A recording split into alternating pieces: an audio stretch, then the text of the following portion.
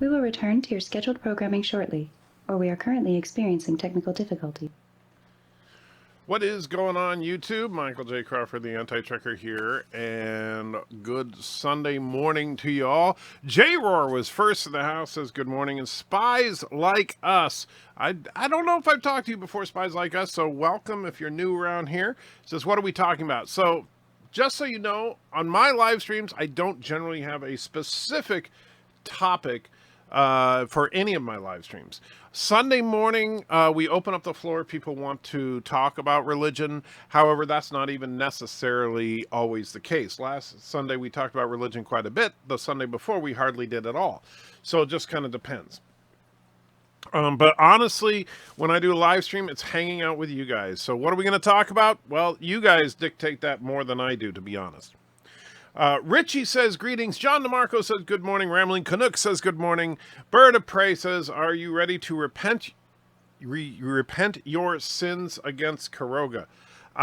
First of all, Bird, you need to learn how to write. It's, are you ready to repent of your sins or to repent for your sins, not repent your sins. But I understand you have trouble with, writing. And, the funny thing is that, the Carogans are the ultimate blasphemers. And so we're simply trying to, we're trying to liberate the Carogan people. We believe everybody has the right to worship as they see fit. However, the Carogan is a theocracy in which the evil dictator of the country has actually forced people to worship him. He absolutely vile, disgusting person with no honor and just horrible. Derek says hello. Hey, Derek, good to see you. Spies Like Us says, cool live shot. I think we live right there. Are you talking about in the fish tank? Or I'm not sure what you mean. Bird of Prey says, Sundays are often religious talk, but can turn into anything. Very true. What is Caroga? Caroga is a horrifically evil nation run by an evil dictator whose name is Bird of Prey 5. And so, just so you know, Caroga, and Spies Like Us, I don't know if you game at all, but there's a game called Space Engineers. There's the evil, disgusting, diabolical nation of Caroga, and then there is the free nation of Turdistan, from which I happen to be have the honor of being elected president. And the two are at war. So, and we play, our war happens in the realm of Space Engineers, which you are welcome to join. If you go to antitrekker.com, there are instructions on how to join the Space Engineers server if you're interested, but you do have to own the Space Engineers game to play. And so, Bird of Prey, say, why does elephant weigh more than a bic? Because a bic is a little lighter. Bird of Prey says Caroga is the best fictional nation ever conceived, which is just more proof of his delusion. Spies Like Us says Bird of Prey, okay, let's go. And Bird says, I happen to be its leader, yeah. And then Spies Like Us says, yes, we have. I'm not sure why. Azine says, morning all, how you doing? Strummer says, greetings, Anti-Trekker fellow nerds. I must be missing, oh, you know what? No, I'm on live chat. It feels like I'm missing something there, but whatever. Greetings, Anti-Trekker fellow nerds, and greetings to Anti-Occasional Barker, Stalker of Treats, Sniffer Bottom, Sleeper Extraordinaire, and Puppet Mistress of Turdistan. That is right. Anti is the official dog of Turdistan, as you can see, is taking up her battle stance, which is the same as every other stance, usually involves sleeping. And let's see.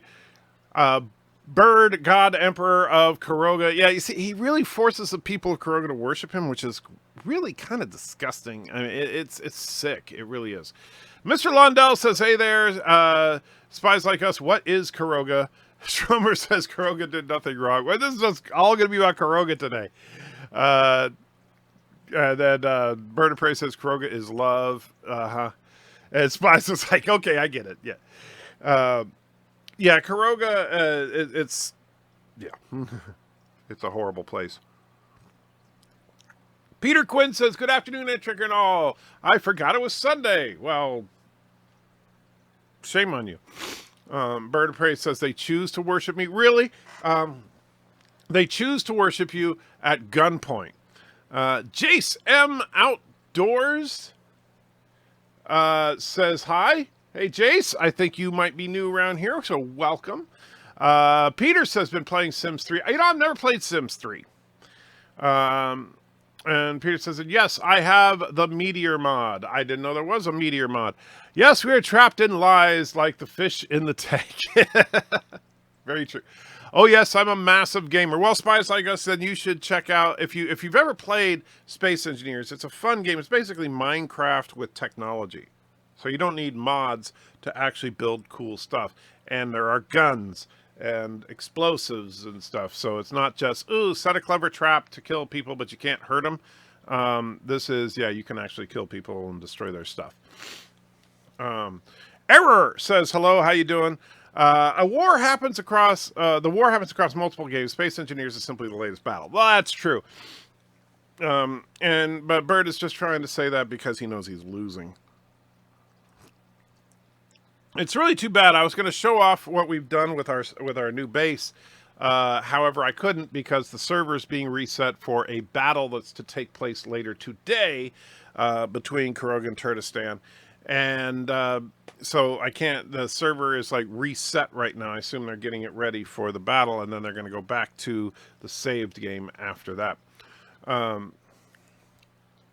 And let's see. Schromer says, Turkestan undermines the great and benevolent democratic nation of Caroga, literally, with mining drills.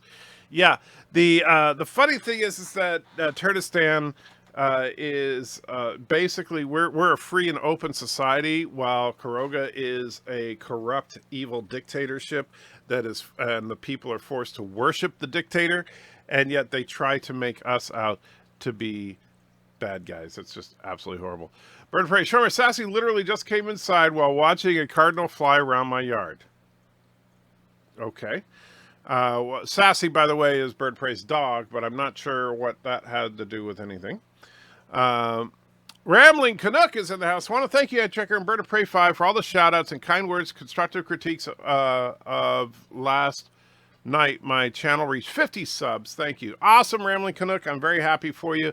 And, you know, we're all part of the nerd community, so we all got to look out for each other. That's been my philosophy from day one. Peter says, how's your day, Danny Trigger? I hope the back to regular extractions once every day and a half is good for me. Not entirely sure what you mean there, Peter, but I think I do. But I'm not sure. Jay Orr says, how do you feel? I feel like I'm ready for my back procedure to be done, and unfortunately I still got to wait a little bit. Auntie, what are you doing? You just sitting there? Okay, fine. Auntie is abandoned her throne temporarily. I'm sure she'll be back in a few minutes. Bird of Prey says, gunpoint is still a choice. See, he actually defends forcing people to worship him. Peter says, I'm at regular Sunday stream metric. I forgot. No worries.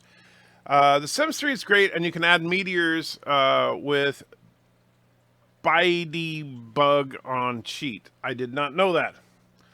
Mr. Londell says, if you're smart, you'll stay out of the Turkestan Caroga feud. Just watch the competition between them for belly laughs. Well, everybody should get involved, of course, because don't you think you should stand up against evil, really? Spies Like Us says, love this channel. Everyone have a great Sunday. Thank you, Spies. If you can't stick around, you have a wonderful day, or if you are sticking around, thanks. Peter says, shame, I got a few questions on Origin they won't show on the game. Oh, are you talking about on the Sims? Okay, I was like, huh? Bird of Prey says, free and open, just like North Korea claims. No, we actually are free and open. You guys are a dictatorship. Auntie is on move, yes, but she's back to her. There we go. We'll get a nice, look at that sad face. She just always looks so sad. Anti in chat found last night from SC Reviews that hashtag Christian in YouTube videos activates demonetization videos. Yeah, it's obvious that the YouTube wants to basically demonetize anything that they consider wrong think, right? And so that includes if you if your politics fall right of center, that's wrong think. If you are a proponent of Christianity, that is wrong think. If you are basically just speaking any opinion whatsoever that is not supportive of a far left progressive movement, regardless, and I'm not judging all far left progressive movements. Some things are good, some things are bad with every political ideology. But if you say anything that is not in support of a far left progressive agenda, then that is wrong think. And YouTube is actively deplatforming those people. And that unfortunately includes me, because even though this is not a political channel, this isn't even really a religious channel. Since I don't hide my opinions on such things, I must be hate speech. Yeah. And BIRDOPREY says, congrats, Rambling Canuck. Peter Quinn says, maybe an uninstall, reinstall the main disk is in order. With the problems that you're having? Well, could be. Spies Like Us, how about Left 4 Dead online game? Did you try that? I have not played Left 4 Dead. I'll be honest with you, Spies Like Us. The zombie thing is a little old to me. I'm not into zombie games at all. Anyone else play Sims 3? I have not. BIRDOPREY says you braided your hair. Wow. Actually, no, I did not. Mrs. Anti-Trekker braided my hair. She likes it that way, and so I don't care what you think, because if she likes it, that's good. When the spine modification ad trigger or no date, when's the spine? I believe it is this Wednesday, I want to say. Because they had to move things around, so I think it's this Wednesday. And then on Thursday, I have the first knee injection, so that's going to be fun. Spies Like Us says, oh man, I've had 3 back surgeries. They did not help me. I had a good friend in California. He had full-on back surgery. Like, it took him about a half a dozen procedures before he actually had any relief. This, so I've got my fingers crossed, but hopefully it gets better. Richie says, I think Mrs. Antrigger braids his hair, Bird. Yes, that is true. And you see, here's the thing, Bird, is that some of us have people that actually care about us as opposed to simply fear us, like the people of Caroga. Maybe while he sleeps. Okay. Spies Like Us says, oh, so cute, sweet dog. Yes, Auntie is and that is her name, by the way, A-N-T-I. Auntie is a sweet, sweet dog and incredibly lazy. This is pretty much all you ever see her do. And let's see. Auntie is sad because she's stuck in Kurdistan. Yeah, right. Auntie isn't sad. She's living the life of Riley. Trevor says, open, as in with the Membari, gun ports open. No, open as in we. Schrober, it's so funny to hear you guys try to defend your horrible dictator. I really don't understand that. I had a late night showcase mods that gives you more guitar and band options, including new town and inviting friends on the game to join. Oh, you're talking about Sims again. Okay, I was like, huh? Tim Christ says, hello, sir, because I don't know much about Sims 3. Sorry, that's why I'm not commenting too much on that. Hello, sir. I thought I would pop in and give a hearty good morning and God bless. Thank you, Tim Christ. You as well, my friend. And Jace retracted his message. That means I can invite you, Antchecker, or BIRDOPREY to my game/computer. You can, however, I don't have Sims 3, so that wouldn't do me much good. And Spies Like Us, see, now it's funny because that comment that you put actually got blocked by YouTube. I'll go ahead and show it, but yes. But yeah, it's unfortunate that YouTube is getting so blatantly political with this stuff. And I got to tell you, even though, and I've said this many times before, I'm registered independent. I do not subscribe to either party as far as in the United States politics.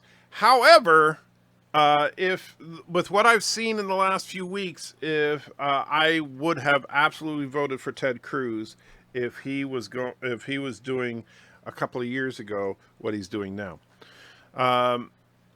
Error says, have you played Star Trek Online? I have. The space combat, I think, is fun. The ground combat sucks eggs. And unfortunately, it's just not a balanced game at all. So I kind of gave up on it, even though I'm a lifer. It's a very hard game for me to enjoy because it could be so much more. Peter says, the hair looks good, Ed Trigger. Mrs. can braid my hair anytime. Well, yeah, sorry, Peter. I love you, man, but no. Well, actually, you're in the UK, so if you want to buy us tickets to come out there, sure, I'll let her braid your hair. Jay says, do you think the Sith troopers in Episode 9 are Force sensitive? That's a good question. It depends on if they are like the remnants of the Knights of Ren. If the Sith troopers are actually the Knights of Ren in uniforms, then yes, absolutely. If they're not, then I'm gonna go with no. But that they're maybe trained on how to deal with Force-sensitive individuals. Excuse me, allergies are not doing well today. But Stromer says, I find the extreme of the right and left are equally poisonous. If the SJW are no different than remember the unmentionable 1930s German political party. Well, here's the thing. Although the funny thing is, now I know that this is an unpopular opinion sometimes, but the 1930s German political party was not conservative in the modern context. And so if you look at what that party was trying to do, it was a socialist party. It wasn't the same as socialism today. And I'm not trying to suggest that the Democrats are the same as that party. I'm absolutely not. However, they were not right-wing, despite what some people say. Stalin said they were right-wing, and yet it's a joke to say politically right of Stalin because everything is politically right of Stalin. We are the knights that say knee injection. That hurt. Well, I could send gifts for now on Sims, care packages, etc. That's cool. I didn't know you could do that. And let's see. Bradley says, smash that like button and subscribe for more great live streams and awesome videos. Thank you, Bradley. It's so funny because you guys are all so quick to put that in the chat when you're all the ones that are subscribed already. But thank you. But what you really want to do is share my, if there's a video that I did that you particularly like, share it with your friends on Facebook or whatever social media of choice you have. And that's how we grow the channel. And honestly, I can't thank you enough for all the support you guys have already given me. But if we want to take it to the next level, we need to keep growing. And I'm very excited about the potential for the future. And Spies Like Us, is that a live church service behind you on the screen? It is. That is the church that I actually attend. This is the experience. I just happen to be wearing one of their t-shirts right now. And yes, this was from a couple of weeks ago. They live stream their services on YouTube, and the pastoral staff there gave me permission to rebroadcast their sermons. I'm actually working on, I have an alternate channel that I'm going to start putting the sermons on, because when I put them on this channel, YouTube decided that it was hate speech, and so I had to be careful about that, because, it's pro-God, so it must be hate speech. But yeah, this is actually my church. I'm currently watching A Star Is Born, some great music, Bradley Cooper and Lady Gaga. Not a fan of Lady Gaga, but I've heard it's a good movie. And let's see, I tried to play the Star Trek Online, but it sucked. Yeah, it kind of does, unfortunately. I mean, there's some things about it that are really cool, but overall the game is just not up to par. I can't get past first few missions of Star Trek Online. Yeah, the problem is for me, it gets boring real fast. Mr. Londell says, I gave up on STO when they put that stupid STD crap in the game. I haven't even seen any of that yet, but yeah, that's not encouraging at all. Peter Quinn says, braid my hair when you come here, Mrs. Anchecker. I've already contributed a few dollars for the airfare. Okay. Well, Peter, remind me when we make it out there, and I'm sure she'll be, but your hair has to be, I don't know what you look like, Peter, so your hair better be long enough to braid. Spy says, the Knights of Ren suck. Luke mind screwed them, and they didn't even know it. Well, the Knights of Ren, honestly, the problem is that it was an interesting idea that they brought up in The Force Awakens, and then Ryan Johnson just said, screw it. We don't need them, which makes no sense. Dominic says, Disney or Star Wars, they're pushing that everybody can be Force sensitive now. Well, that's what Ryan Johnson was doing, because notice that's not in The Force Awakens. In The Force Awakens, really the only new Force-sensitive character we get to see is Rey and Kylo. Everybody else is pretty much a normie. It's people argue whether Maz Kanata is Force-sensitive, but she or just very wise. But but generally speaking, like Finn is not a Force user, Poe is not a Force user. But then of course Ryan Johnson just says, "Oh, anybody can have the Force. Why not?" Ted Cruz for president would have been made for an interesting constitutional test, given that he wasn't born in the U.S. But he is actually a naturalized United States citizen because both of his parents were in fact United States citizens. They were just serving in Mexico at the time that he was born, and no, that would not be a constitutional crisis of any kind. The Obama thing, while I thought was stupid, would be a genuine concern if he was not born, because his father was a Kenyan national. If he was actually born in Kenya, that could have caused problems. However, he wasn't, and the whole birther thing was a stupid fight and not worth having. Peter Quinn's entry, it's not socialism that you get in Europe. We are far more left with our politic. It's not the socialism that you get in Europe. We are far more left with our... Well, I know Europe makes the United States look like we're all right-wingers, right? And that it's... Yeah, European governments are very different than American government systems. And it's funny because, the 50 states could almost be like 50 countries the way it is here. Chris M. Collecting says, good morning, boss. Production has been moved to main area. Excellent, Chris. Unfortunately, I can't check it out because the server has been set for the battle. I tried to get onto the server earlier this morning, and it tried to put me in a drop pod, and I was like, what? And then I looked on Discord, and it turned out the server is being prepped for the battle that's supposed to take place in a few hours. I was very disappointed because I wanted to see what you'd done and do a little bit of work myself. For those of you that don't know, if you play Space Engineers, you can join our current server, can hold up to 14 people simultaneously. You can have more than 14 people in the game. It's just only 14 at a time. However, we're building, there are several factions. Of course, the evil Carogans, the heroic Turdistanis. There's a few independent factions. There are only a couple of rules on the server. First and foremost, you do not attack another faction if they are not online, and no backstabbing, meaning that you establish peace and then attack them while you have peace established. War must be declared, and the other team must know you are at war before you attack them. You can't declare peace, go into the middle of their base, and then suddenly start blowing things up. But thank you, Chris. You've been working hard. I appreciate it. Hey, not here long. Got no sleep last night. Had to be on puppy watch. So much poop. Do you think there's a lot of Force sensitives around in Star Wars who aren't Sith or Jedi, but just alone? Well, since JJ is back at the helm, I doubt it. I don't think that JJ is going to have armies of Force users. At least I hope not. Mr. Londell says there's absolutely nothing conservative about Mr. Schickelgrubber's political party. I'm not sure who Mr. Schickelgrubber is or what you're referring to there. The unmentioned party of Germany were equally hostile to Christianity and the modern progressive. Oh, I'm not saying that, like I said, they are not modern by any extent. And that's the problem. People think that, if they're not like the Democrats of today, they must be conservative. They're not like the Republicans of today. They must be liberal. No, they were a socialist party, but their agenda was not the same as socialists of the 21st century. Error wants to know, what is your favorite Star Trek game? That's a tough one. The problem is there hasn't been a truly great Star Trek game, in my opinion, that I played yet.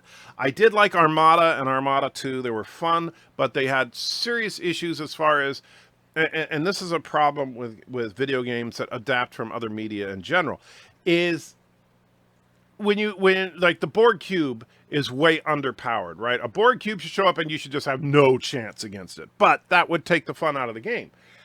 You have, when you go from one class of ship to the next, it doesn't feel like that big of an upgrade in power because it's all in the name of balancing the game. But I liked Armada 2. I liked the 25th anniversary game. Star Trek Online was okay.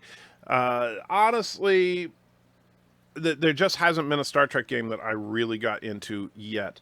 However, the first Star Trek game I ever played is probably still my favorite. I played it back in the 1970s on a teletype in which you had to calculate coordinates to fire your photon torpedoes to take out Klingons on a grid. And it was like so basic of a game, but it was freaking awesome. And at the core of Star Trek, it made you think. You had to actually do math to play the game. Black Adam said, no Christianity is viewed as hate speech. The SJW said once that they want to crush it and welcome in Allah. Well, that doesn't even make sense either. I mean, basically, if they get their way with Christianity, then they'll turn on Islam. I think the only reason that the far left is embracing Islam is because Islam is opposed to Christianity. The enemy of my enemy is my friend kind of thing. I like the open world of Star Trek Online, but I haven't got to that part yet.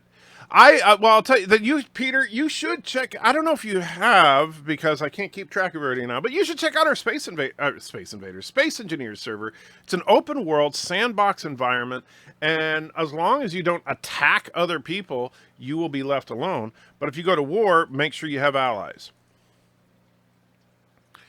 Are you still planning on coming out next year to Irish Comic Con? If I can, Black Adam, that is still my goal. It's going to really depend on if we can get our finances in order. It's been such a rough, and I know you know all about this, but it's been a very rough year that we've been through this last year, and it has drained us, believe me. But I would love to go, and if I can't go next year, eventually it's going to happen. It's just, but every year, the following year is my goal. But yes, that is the plan if it's doable. Me and Mrs. Antricker have never left the country and would love to do a trip of the United Kingdom and Ireland and France. And I mean, it would just be, yeah, that would be awesome. But we got to, yeah, things like that don't come cheap. Timba, his arms wide. Shaka, the walls fell. But someone can play my early missions. Oh, to get through them. True, the U.S. left-winger would fit in the center-right European political party. Yeah, you're probably right about that. Black Guy says, I am in Europe. I ain't no lefty. Not everybody in Europe is. I mean, like, look at Dave Cullen and stuff. He's, but the thing is that Europe is just, like, the scale in Europe is to the left of the scale in the United States. It's kind of like if you buy clothes from Asia, the sizes are smaller, and so you have to adjust for that. Well, if you're looking at political parties in Europe, they're all slid over to the left a little bit. Everybody saying everyone has the Force is like saying everyone can turn Super Saiyan if they yell loud enough. I know it's stupid, but that's what Ryan Johnson wanted to do for some reason. BIRDOPREY says, well, I believe Obama was probably born here. I'm 100% certain the birth certificate he released was fake. Purposely made a bad fake just to keep it in the news, make people look stupid. Brilliant move. You might be right, but I don't know. What time is the battle? The battle, my understanding, is going to be about 2 o'clock p.m. Central Standard Time. That's the last time I was given by Wesley Crusher, who's organizing it. BIRDOPREY, if I'm wrong about that, please chime in. But I think the last I heard was 2 p.m. Central, so I think that would be 3 for you. So tell me if that's what you were under the impression of. Mr. Londell says, complete the story on the birther controversy. It was all made up and distributed by another Democrat during the primary. That's true. It actually did start on the Democratic side. Yes, it made the whole thing silly. If everyone has force powers and holding up a laser blast in midair is stupid. Yes. And in fact, having blasters at all is stupid. Richie says, Cruz was born in Canada. I thought, was it Canada? I thought it was Mexico. I got it mixed. Oh, yeah, because Romney was in Mexico. You're right. When his family fled there to practice his Mormon faith freely. I thought he was on a mission, but okay. White Spy says, do you think Jar Jar is a Sith Lord? While that would be hilarious, no. I mean, it would be great, but no. No armies of Force users that could make... no, not armies of Force users. That would make them not special, but maybe a few hundred spread across the galaxy. Well, but you're not going to have time to get into that in a Star Wars movie. Star Wars movies aren't that deep. Always loved Klingon Academy. I played it, but I barely remember it. Starfleet Command 3. I'm trying to remember that one, too. White Spice says Star Trek Bridge Cruise fun with friends. I'm sure it is, but I don't. My schedule the way it is, and so I've never played it with other people, so I'm sure it's great. But any co-op game like that is a lot of fun if you have a good group of people to play with. There you go, Andy Trigger. There's the idea of how long my hair is. Well, okay, long enough to braid. Thor's Hammer says, how many videos of the God Culture have you watched so far? Oh, probably 3 or 4. Yeah, I think that's probably about right. Peter says, love the Armada game, or games. Yeah, they're all right. It's basically Command and Conquer in space, but it's with Star Trek skins on it, which is cool. And then Peter wants me to go to what is with you guys and freaking Discord? It drives me crazy when I'm in the middle of a live stream. You guys always... Okay, yeah, I see. So you're trying to demonstrate your hair follicles. Yes, she could definitely braid your hair. I'll say there's Peter right there, and you can see hair down on his shoulders there. So definitely long enough for her to braid. So Peter, if we get a chance to see you, then Mrs. Antrekker, she has my permission. I'm not going to say she will, because then she'll get mad at me for volunteering, but she has my permission to braid your hair if she so chooses. And let's see.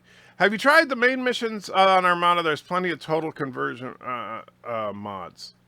I'm not sure what you mean as far as making it more realistic or what. Oh, Schicklbrubber is the real name of that German guy with the silly mustache. Oh, I didn't realize that. Black Adam says our money looks very alternative lifestyle. Okay. Come to the UK. We can go to a darky sky site nearby. A dark sky site nearby. I mean, you mean set. That would be cool. Google Euro Notes. I've seen them, Black Adam. They are kind of silly looking. I'm not going to lie. Your money is like really, well, of course, all currency except for American currency looks silly to me because I'm just used to American currency. Everybody can be Super Saiyan. I don't even know how to pronounce that properly. Is that Super Saiyan? If they scream loud enough or if they poop their pants, one of the two. Wow. Be sure to visit as many castles and cathedrals as possible. I loved exploring castles and cathedrals when stationed in Germany. I actually would love to do that, especially in Scotland, where my family came from. So that, I think, would be really cool. Spies Like Us says, yes, I'm 55 and grew up with DOS and... Oh, well, you and I, yes, are the same age group, Spies Like Us. Grew up with DOS and early program games, watching video cards improve. One of the best games I ever played was Independence Wars, a 3D space world. It was great. I remember that name, but I can't remember the game. I'll tell you, do you remember the old Trade Wars 2002 game? That was an old BBS game. I used to love Trade Wars.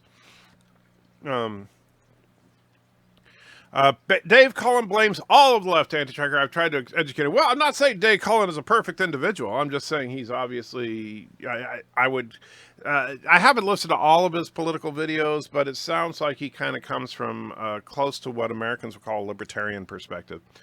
Are you coming to Europe if you're coming to Europe, try and begin and end in Ireland. You do U.S. immigration at the airport in Ireland, so no queue on the other side. Ah, okay. That's actually interesting. I didn't know that, Shomer. That's not a bad idea. BIRDOPREY says, Wesley sent me a Skype last night. I should be back by 1 p.m. Eastern, so I'm guessing it starts between 1 p.m. and 3 p.m. Not sure exact time. Okay. Last I heard from Wesley, he said 2 p.m. Central.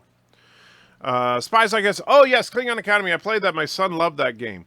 See, I don't remember. I know I had it, but I can't remember any details of it. Have you heard the writers on Disney's Lucasfilm are planning on adding time travel because of The Last Jedi? Yep, they're dead in the water with creativity. I I've heard people rumor about time travel in the Rise of Skywalker. I doubt it. I truly do. But if they do, yeah, it's just a desperate attempt to fix what Rian Johnson broke. And I can't. I mean, here's the problem. It's not necessarily a lack of creativity. The problem is that Rian Johnson broke Star Wars, and now JJ's got to try to fix it. And how do you fix something that damaging to your brand? Well, the only real way to fix it is to make it irrelevant somehow. And the only way to make it irrelevant is to make it so that it never happened. And the only way to do that is time travel. So that's honestly why I wouldn't be shocked. Kind of like, like Avengers Endgame used time travel and it was a fun movie. You can do time travel and make it work, but we'll see. Jar Jar was supposed to be a Sith Lord in episode 2. That part of the reason they roped in Christopher Lee because fans didn't like Jar Jar. I always heard that was just a fun fan theory. I never heard that he was actually going to be a Sith Lord because that seems like beyond silly. Error wants to know, what do you think of the new Star Trek movies? Well, I thought Star Trek 2009 was fun and had potential. Like when it relaunched the brand, and I was like, okay, it's a more actiony Star Trek than I'm used to, but it was all right. I don't like the design of the new Enterprise, but I think Christopher Pine and Zachary Quinto and the rest did a fine job overall. My only real gripes was that Dr. McCoy was minimalized so that they could bring Uhura up as the third member of the trio instead of McCoy. I thought that was a mistake. And I think Simon Pegg was not a good fit for Scotty. However, other than that, I actually enjoyed Star Trek 2009. Star Trek Into Darkness had some problems. I'm not going to lie. I enjoyed it overall, but at this point, like the magic con blood, the death scene with Spock yelling Khan. That one, I enjoyed the movie, but I kind of was losing my infatuation with Trek at that point as far as the JJ Trek. Star Trek Beyond is an absolute abortion of a film. I hate that film with a passion.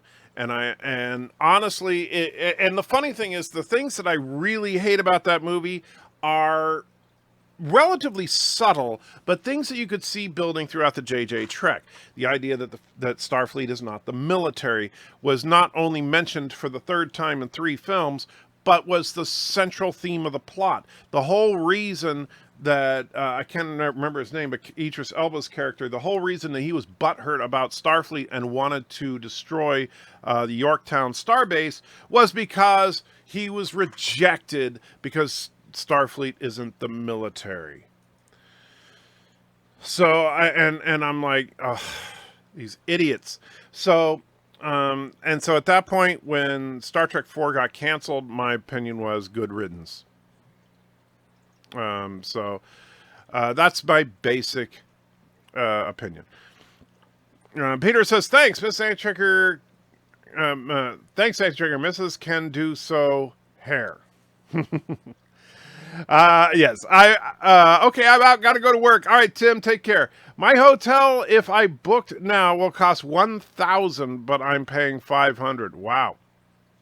That's expensive. Let me see. And now I got lost because... Okay. Vile Mike is in the house. Says, howdy. How you doing, Vile Mike? Black Adam says $250 per person. Oh, for the hotel room. We have plenty of castles in Northumberland, Andy Trigger. I don't doubt it, but I'm just saying. My family is from Scotland. And although, Northern England is beautiful as well, so I would love to spend some time there. And I actually have... My family is Scotch-Irish with a smidge of Welsh and a tiny little bit of proper English. Mission replacements, ship new races, mods for the Armada games. Gotcha. Well, like I said, to me, if I had time, if I had time for playing lots of games, I might check it out. But I'm kind of at this point, I'm limited to what I can do because, well, I just don't have a lot of time in my day. And so Space Engineers is really the only game I play for right now. And will probably be that way for the foreseeable future. Once my back gets better, and I get to a point where I can do YouTube full time, I might have time to take on another game. Oh yes, Scotland, bro. My mom is the real McCoy from Scotland. True, very cool. Thor says enter, or they could simply reboot it and decanonize it. I actually think they should reboot Trek. Honestly, at this point, just reboot the whole, do a hard reboot, start over, and in fact, start over even back in the Enterprise era or something, and call it like, the Rise of the Federation or something. And Vile says, how are all the believers and heathens doing? Hanging in there, Vile, Mike. Good to see you as always. I was a little disappointed when I went to get on the Space Engineers server and realized that it was no longer our active server because they're getting ready for the war later today. I wanted to check out how our base was coming along, but no, don't get to do that today. Dave Cullen would be Libertarian center right, a little further right than the Irish center right party Renuna, but certainly not far right. And, oh man, JJ took Star Trek in the wrong direction. That is very true. He did. And that's the problem, is that he started out with, like I said, I actually like Star Trek 2009. The soft reboot universe, clever idea. I didn't like, and the funny thing is, I really actually liked the look of the USS Kelvin at the beginning of the film. I was like, oh yeah, we're going to get something cool here. And then we see the Enterprise, and it's like, ugh, what? Ugh. Cumberbatch's Kong was the worst thing. They used skinny boy, soy boy to play muscular, testosterone-filled macho dude. Yeah, I thought that Cumberbatch is a great actor. I wouldn't call him a skinny soy boy, but I think that he is a fine actor. But yes, to play Khan, he was absolutely the wrong choice. Yeah. Star Trek 2009 was okay for me on Trigger. I did like the ship overall, but the nacelles and the size, no. I did not like the design of the ship at all. The nacelles are squeezed too close together. The nacelles are ridiculously oversized. The saucer section was the one part of the ship that looked good. However, everything other than the saucer section looked like crap to me. Beyond, I thought Beyond was a better film. Well, honestly, you know what? I think that has to do with my blatant bias towards the original series over the later shows. Beyond really felt like an episode of Star Trek The Next Generation. It felt like it was written by the people that wrote The Next Generation, but they just had to work with Kirk and Spock and those characters. But I found Beyond insulting. I didn't like the fact that the plot revolved around Starfleet not being the military. I think that the motorcycle thing was just stupid. I didn't care for it at all. It's funny. I thought Into Darkness was the abortion of a movie, and Beyond was the very best of the three. I know a lot of people say that. People say, oh, Beyond, it actually feels like Star Trek and stuff. To me, like I said, it felt like it was an episode of The Next Generation with the original cast, and but I didn't care for it. Northumberland is the borderlands. Yeah, I know you're in the northernmost part of England. Yes.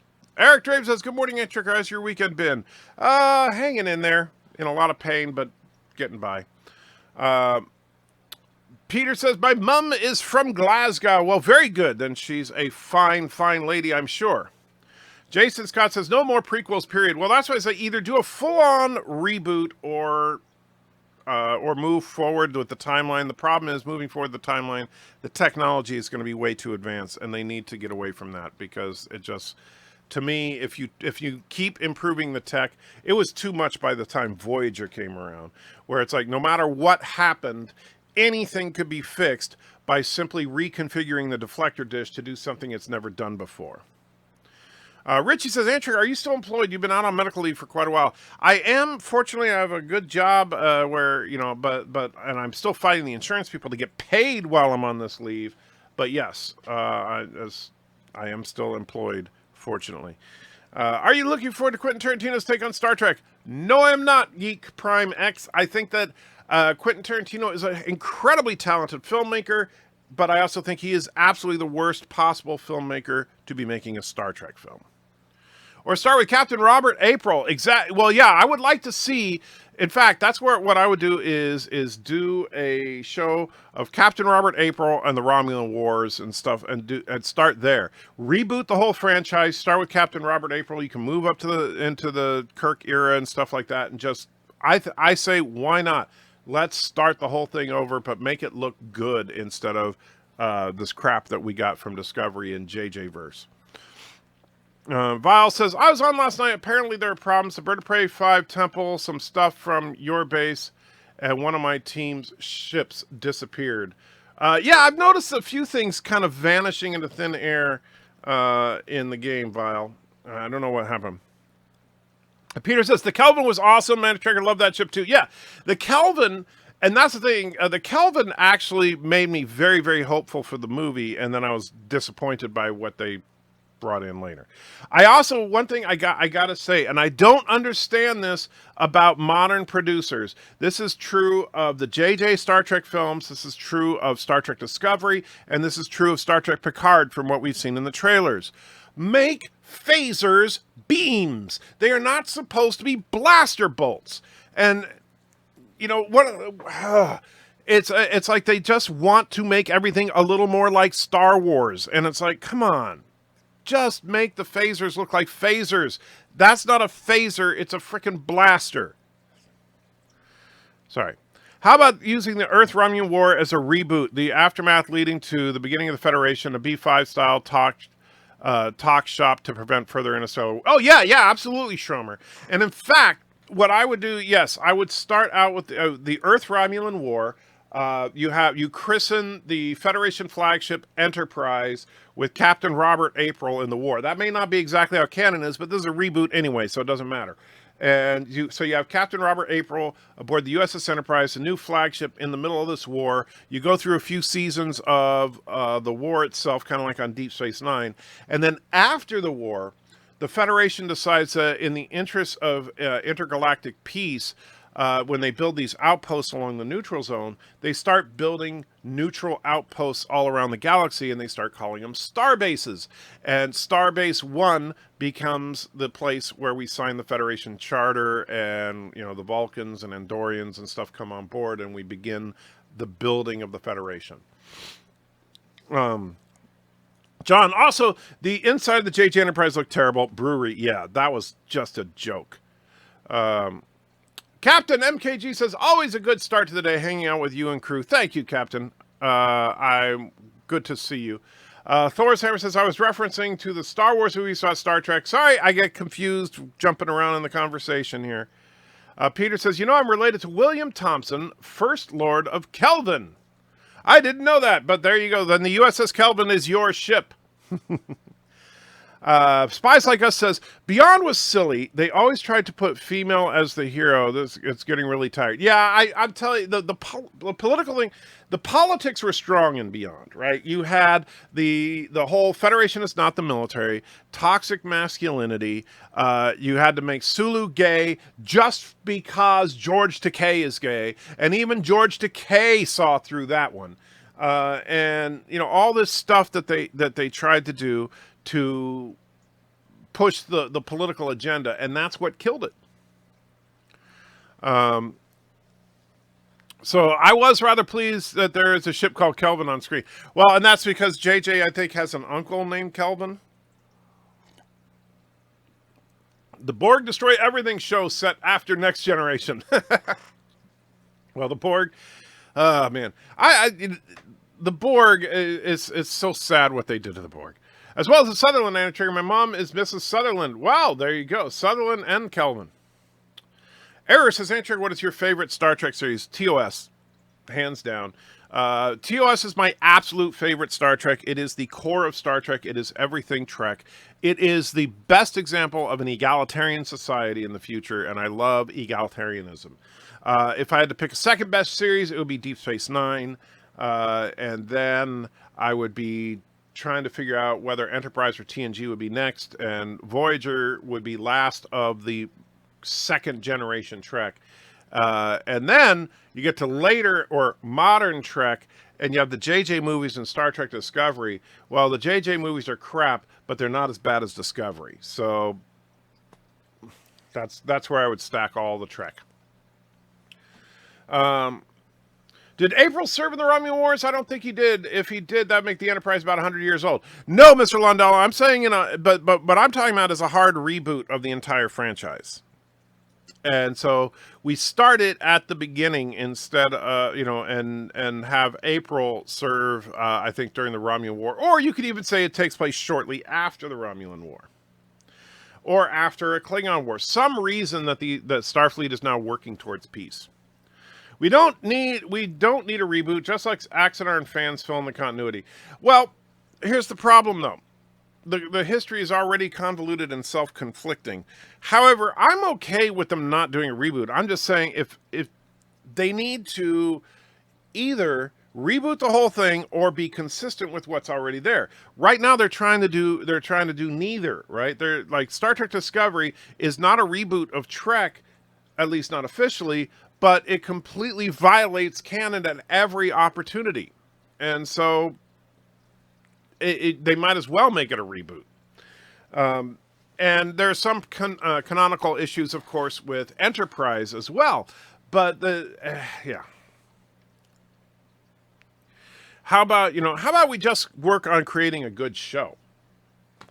You could set a Star Trek series in any timeline and do something interesting with it, but make it a good show, and then we'll forgive continuity errors and stuff like that. We could write a better story than these stupid writers. Well, yes, obviously. No more stupid wars. Just have people exploring.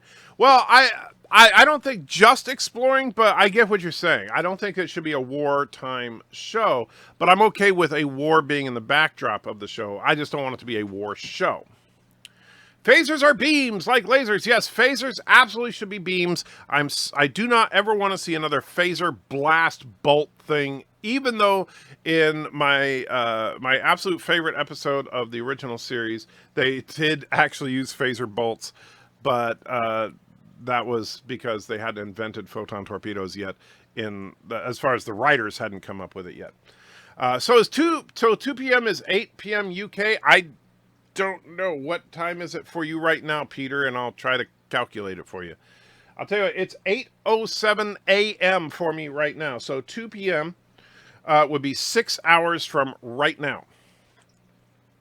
Let's see. So, do you hate the pulse phasers in the Defiant class, or is the pulse phaser rifles on DS9 Vulcan Insurrection?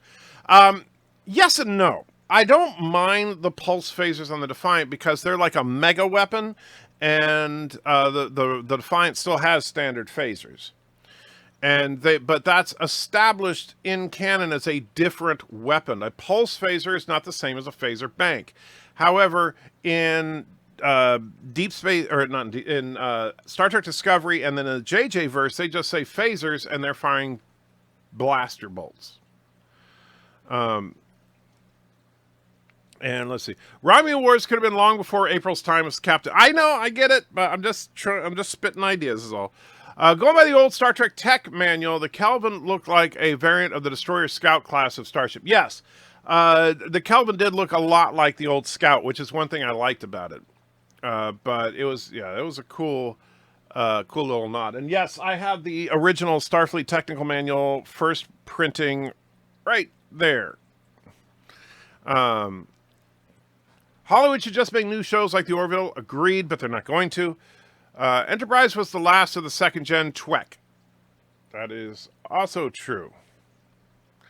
Thor's Aaron says, you should check out some videos by Blackstone Intelligence Network. Most of his videos get deleted because of YouTube, and he's posting like his old and new videos mainly on BitChute.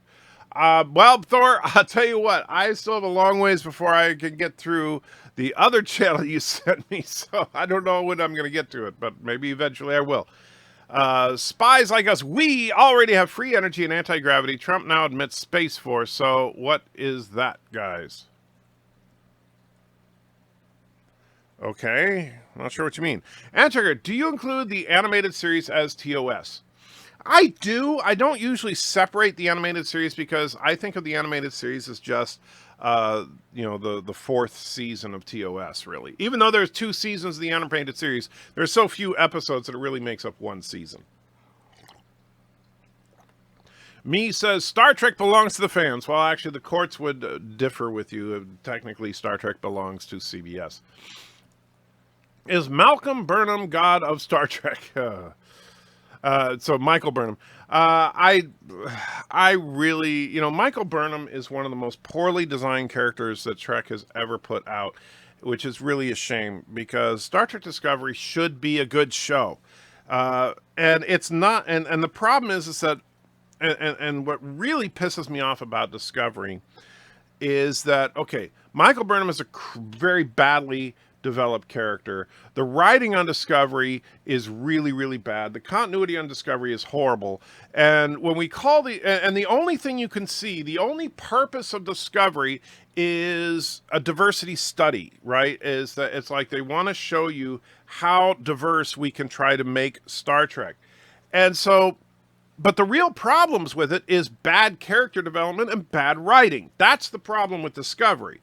The fact that Michael Burnham is a black woman means nothing in that regard. The fact that Stamets is gay means nothing in that regard, right? And any other diversity quotient you want to start talking about is, the problem isn't the diversity. The problem is that the diversity is all they've got. And so what they do is they then turn it into, well, if you don't like Discovery, you must hate black women, you must hate gays, you must hate whatever. And it's like, no, you're missing the point. The point is, you can have the characters the way they are from a, as far as ethnicity and preference and all that, leave all that alone, but just give us good characters and good stories and we'll shut up. But you won't do that. Well, I say that Stuart Trekyard says it's from the timeline that First Contact created. Well, I've said that too. Like, I did a video some time ago about my fan theory on the timeline that First Contact created an alternate timeline that spawned the Enterprise TV series, Star Trek Discovery, and the JJ verse. That all of those came from a split timeline that started with First Contact. And yourself, yes. I said phaser bolts sometimes. Alex says, "Hi guys, hey Alex, how you doing?" And Spies Like Us says, "Yes, I'm in San Diego. England is 8 hours ahead. I'm jealous of you being in San Diego if you got to go to San Diego Comic-Con. If you didn't go to San Diego Comic-Con, then I'm definitely not jealous of you living in San Diego because I grew up in California and I don't care for California." It's 2:09 p.m. Checker, so a bit late for me. That'll be 10 p.m. I'm sorry, Peter, but I'm sure that Bird will be glad that you're not there. Viles in San Diego as well. Wow, I got a whole following in San Diego for some reason. Are you excited for Elon Musk's neural brain link? Real full VR, full dive VR is coming, and you can serve on an RV Matrix TOS set. No, I am not excited about that. Not one bit. The idea of plugging your brain into a machine, no thank you. You guys can do that all you want. I ain't doing it. And call me old-fashioned and crazy or whatever. I ain't plugging my brain into a machine. Period. I'm all for implants and bionics and stuff like that to repair damage and stuff like that. So like if they come up with a bionic eye that can see when somebody is blinded or, somebody has, damage to part of their cerebral cortex where they process hearing and you could come up with some kind of computer that can replace that, fine. However, I am not for plugging your brain into the internet and becoming the frickin' Borg. Sorry, no thank you. Have you seen Star Trek Continues? I have. You know what? The Star Trek fan films, I'm really torn on. Some of them are beautifully made as far as like they recreated the sets and they did some incredible stuff. But overall, I have got something better. Thank you. Thomas is here. And I truly appreciate it. Thomas put a $1.99 into the chat. I appreciate it. It says, pray the Carogan see the light. It'll probably never happen, but yes, we do need to all pray for the Carogans. Anyway, but as far as these fan films, they're the acting is generally so bad that it pulls me out and I can't get into it. And so Star Trek Continues is among that. The problem is that you have these fans that are basically trying to do their best imitation of the original series characters when they can't do it. They should have, and I know that there's at least one fan production that did this, set it on a different ship, original cast and everything, but then you got to develop interesting characters, not just be able to show how well you know Star Trek trivia by knowing what button does what. Other than yesteryear, I don't think that any TAS episode was referenced in TNG through Enterprise. You're probably right. However, there are some great episodes in the animated series. The problem with the animated series is that it's also a bit zany and out there for some people. Like it's funny because, of course, in Star Trek V, the whole premise was they go to the center of the galaxy and meet God. However, in the animated series, they went to the center of the galaxy and met Satan. And I'm not making that up. That's actually in the animated series. We will still watch Star Trek when society collapses, and who owns the IP then? Well, when society collapses, then it won't matter. But so, as far as who owns it. I can't hear the word deleted today. Space engineers decide to delete from existence my big block valley vile bird of prey. Well, Hector, I believe that Space Engineers, the server is currently being reset for the big battle that's supposed to take place later. So, like, I went on there and, yeah, just want to put me in a new drop pod. The game is going to be restored after the battle, is my understanding. Hector, you called your ship a vile bird of prey? Yeah, that is kind of funny. And I would like to see it too. I seen an interview with DC Fontana. She said some of the Star Trek animated series stories would have been in season 4 if they had gotten renewed. I don't doubt it, and that's the amazing thing about the animated series is for a children's show, the writing was freaking insanely good. I have got something better. And Yosef puts €2 into the chat. Thank you. Says money for today's winner. If you lose, refund, please. No promises. Peter says, that's point here. It won't matter. It doesn't matter what religion, creed, color, sexuality you are. It's the personality. Yes. But if we create good characters, then the diversity is irrelevant. And that's fine. It's like, could Uhura in the original series have been a just as good a character if she was almost any other race or she was male? Yes. The idea of the diversity in the original series was that it didn't matter. That's the whole point. That's the ultimate in egalitarianism, is diversity is a good thing, but it doesn't make it so that, like, oh, you're not better because you're black, right? But it's good that we have a bunch of different people. Spies Like Us, I saw the trailers for Discovery. It's all identity politics. There's no real storyline that makes any sense. Agreed. So, now Thomas did ask for number 19. For those of you that are new, if you put in a super chat, you can actually request the list is below a number from our super chat rewards. This is number 19. Presenting the newest incarnation of the Joker. What are you talking about? That's not the Joker. That's just some guy. Oh, right. Sorry. This is the new incarnation of the Joker. Oh, right. That is Ronald McDonald's disembodied head! Yes, Joker coming soon to a theater near you. Mr. Londell says, this current crop of writers and showrunners just doesn't understand the fact Trek has always been a thinking person sci-fi show. It's never been about explosions and pew-pew lasers. You are 100% right. They don't understand that. And they think that, if we make it more like Star Wars, we'll make more money. No, you make it more like Star Wars and people are going to say this is a 2-bit Star Wars ripoff and just watch Star Wars. Make it Star Trek. Star Trek doesn't have as big a following as Star Wars. It never has and it never will. But you will always have a great, loyal, money-making following if you would just produce good television. Hector, you should name your new bird of prey the IKS vial mic. Imagine ads directly in your brain. How cool. Hector says, I will not make another big ship. It's the second big vehicle that went poof. Well, hopefully that one comes back. Elon Musk is an idiot engineer, scientist. Stick to running the business side and leave the smart stuff to people that know better. Have you seen the episode of SG-1 called The Link, where all the people on the planet are linked to a central computer via neural cyberlink? I believe so.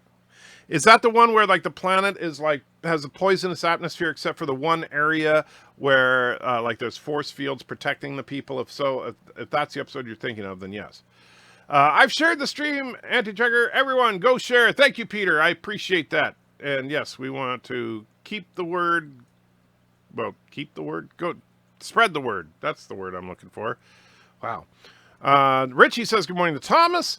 Ads and corporations giving customers hormones to make them feel good when they buy their product. I wouldn't be surprised if that actually happened. All right. And then me says Elon just starts his business and has CEOs run the day-to-day and hires the best to make. Yeah, but I just don't like the idea. I'm not plugging into a computer. Not going to happen. So Joseph puts that €2 in. Thank you again, Joseph. And if you want a super chat reward, be sure to throw it into the chat. Sorry for being a little bit behind. I'm not BIRDOPREY behind, but I am a little bit behind today. So are God and Satan Q's Anti-Checker in Star Trek? No, I don't think we've actually seen God and Satan in Star Trek. We've seen aliens that pretend to be God and or Satan, but well, it's possible that the guy that they met in the animated series actually was Satan, but they're not 100% sure. But no, Q is not that powerful. People think Q is truly omnipotent. He's not. He says he is, but he says he is in order to instill fear.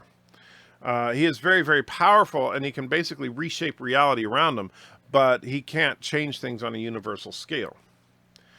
Not the AKS Vile Mike. If Ector builds it, then the AKS Vile Ector. That's true. You should call it that.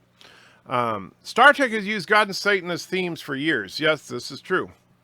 Richie says true. The animated series proposes that Satan was an extraterrestrial visitor to ancient Earth, much like TOS proposed that Apollo was. Yes. Ector says this was yesterday, hours before the reset. Ooh. Well, that I didn't know. In that case, I mourn the loss of your ship. Star Trek Continues had some, I hope my base is still there. Star Trek Continues has some real actors and was leaps and bounds over fan fiction. I will agree to disagree with you. I think it's very good, but don't get me wrong. But I still, and just having real actors doesn't make real acting. You need to have real actors, real directors. You need to know how to make this stuff, and they don't. I'm sorry. The problem is that the more you know about television production, the more you see the cracks. And honestly, that is a problem if you because I look at something and I'm like, like when I watched Captain Marvel, I was sitting there complaining about the camera movement in the opening scenes, and Mrs. Anchecker was like, "Are you freaking nuts?" I was like, "No, it's really unprofessional. Look at that," and she's like, "Shut up." Star Trek Continues has some real actor. Oh, I already read that. Same as being outside the. Let's see. Yes, there's a book where God is Q. Can't remember the name. I didn't know that. I know there's one where Trelane and Q were considered the same species. Let's see. Yes, Auntie, you okay, girl? Auntie's up again. But Elon has great ideas like selling flamethrowers to the general public. Well, that I didn't know about that one. Like that, Thomas, but maybe call it the IKS son of a bitch to sound more Klingon-like. Yes, I think BIRDOPREY ship should be called the IKS son of a bitch.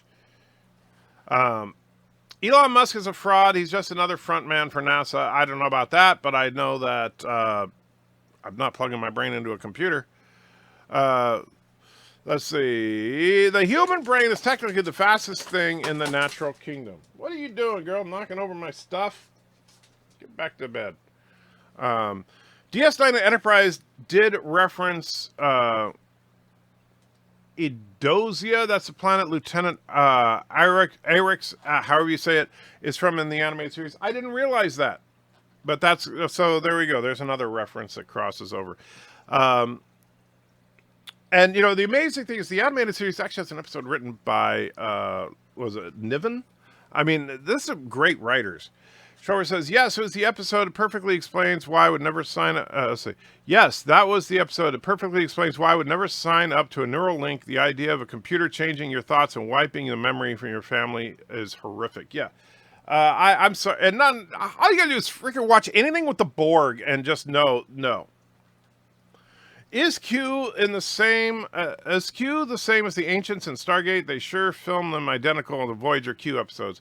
I don't know. I haven't seen the Ancients yet, except for I've seen them talk about them, but I haven't finished SG1 yet, and I haven't even gotten to Stargate Atlantis yet.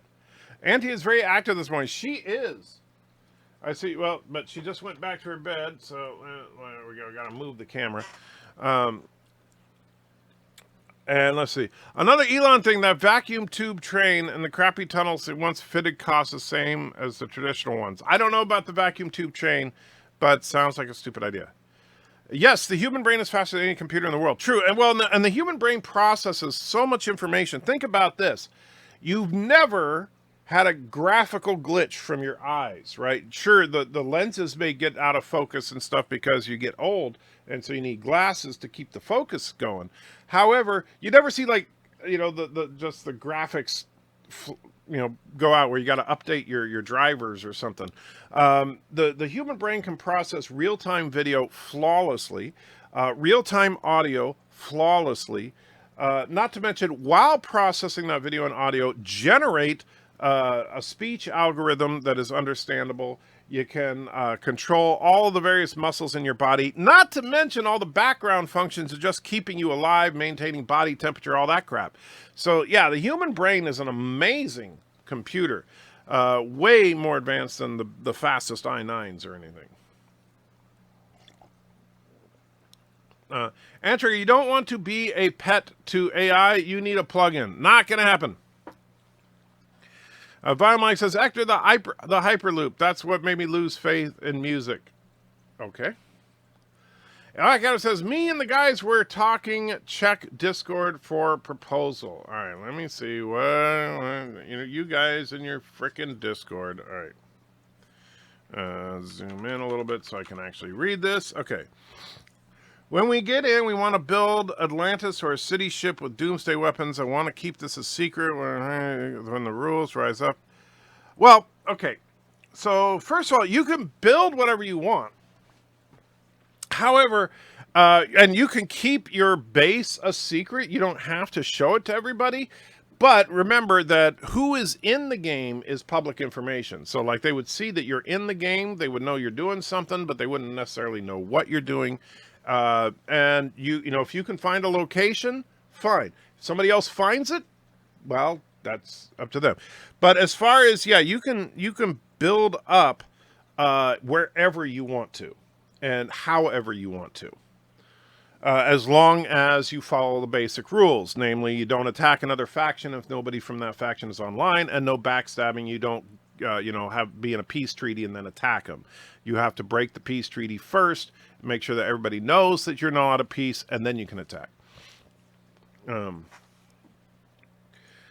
Let's see. Entreger, you can disconnect the device when you want and then back up your own hard drive. No.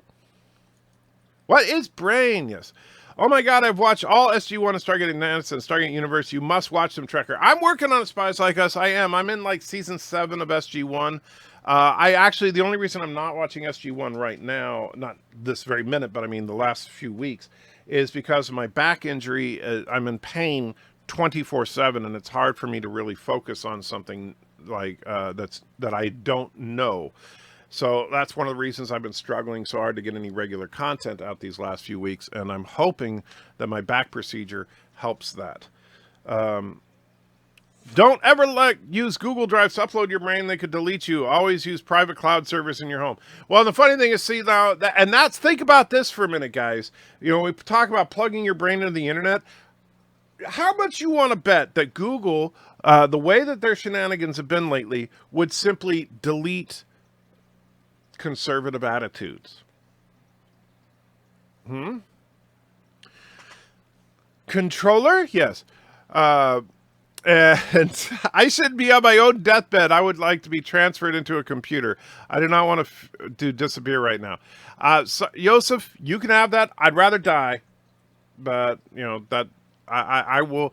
One of the beauties of life is its impermanence. If you don't die, life is meaningless. You skipped my Q comment. Sorry, me. I did not mean to. I'm trying to do the best I can, but it's hard for me to focus. I see.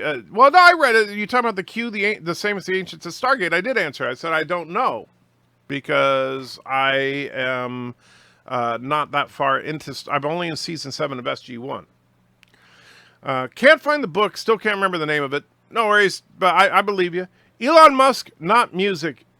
Enter Trekker. Gotcha. Oh, when I said music, you meant Musk. Gotcha. Would you rather be a Cyberman or a Borg? Cyberman.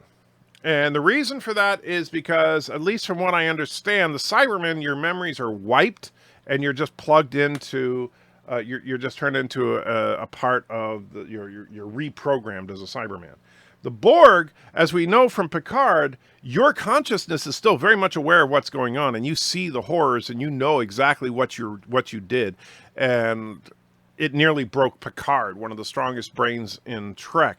So I wouldn't want, if I'm going to get assimilated, I don't want to know anything after that point. The brain is different, has massive parallel processing capabilities, but each neuron is slower and the results are fuzzy and memory retrieval is imperfect. Well, and it's our fallibility that also makes us human. And I think that's interesting that we are fallible. The computer only processes a handful of instructions in parallel, but way faster. Well, yeah, the computer can process well, here's the thing. Computers are definitely not smarter than people in any way, shape, or form. But they can process mathematics faster than a human can. That's it. Auntie moves. Yes, she does every now and then. Computers make excellent servants, but I have no desire to serve under one. Yes, that was a great line from Spock from The Ultimate Computer. She's back. Yes, she is. Ouch, I know how you feel. Well, yeah, back pain sucks. Q is a fictional character as well as the name of a race in Star Trek appearing in the next... Okay. Not sure why you said that, but I know that Q is a fictional character. Were you thinking that I think Q is real? At least BIRDOPREY is in a Q. That would be freaking hilarious if he was. It would look just like one of his City Skyline streams all the time. Other seemingly omnipotent beings from the original Star Trek, including the being who impersonated God in Star Trek V. Yes, you also have the Organians. You have whatever species Trelane is. You have the Metrons. There are lots of very powerful beings, particularly in the original series. Spies Like Us says, I love you, brother. I'm praying for your back. I have the same pain. I understand how you feel. Pray for full healing. I truly appreciate that, Spies Like Us. Truly. And thank you. I have a bunch of procedures coming up over the next couple of weeks, and I'm hoping that I'll be able to... Now, why is it going from my church to Chris Brown? No, I am not going to watch Chris Brown. Let's go back and...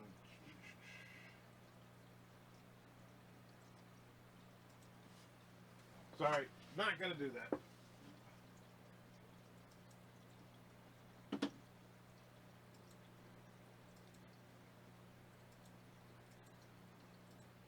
Wow. Sorry, computer's being weird. Oh, I should not have done that.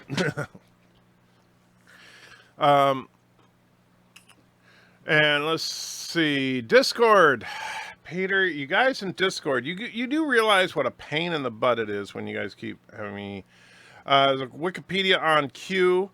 I have got something better. And I'm not sure why you're sending me the Wikipedia link for Q, other than we know Q is who he is. Let's see. The Ancient Sea episode was season 2, the episode where the one ancient devolved and fell in love with the main lady character. Q actor was even in that episode.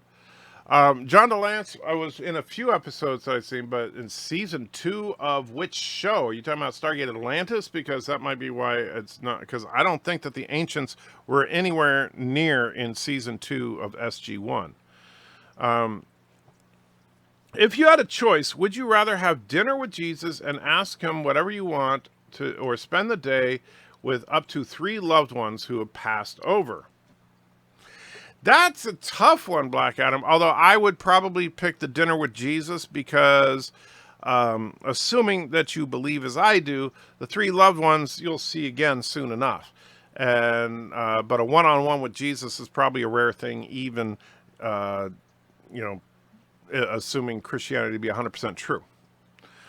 So the battle is now 2 p.m. Eastern. That's my understanding, Thomas. And let's see. Anti-dog is chilling, as are my cats. Yes, Anti chills a lot. I'm referring to the book I read. Ah, gotcha. Anttrigger, you don't want to live in a Bird of Prey VR Matrix? I certainly do not. That would be horrible. Let's watch the Serial Dog and Spinning Spock, says Joseph.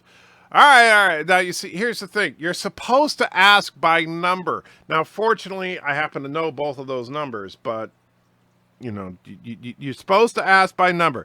So, Spinning Spock, for those of you that are new, is the single most popular Super Chat reward ever. It is a hidden gem, a lost episode from Star Trek Discovery.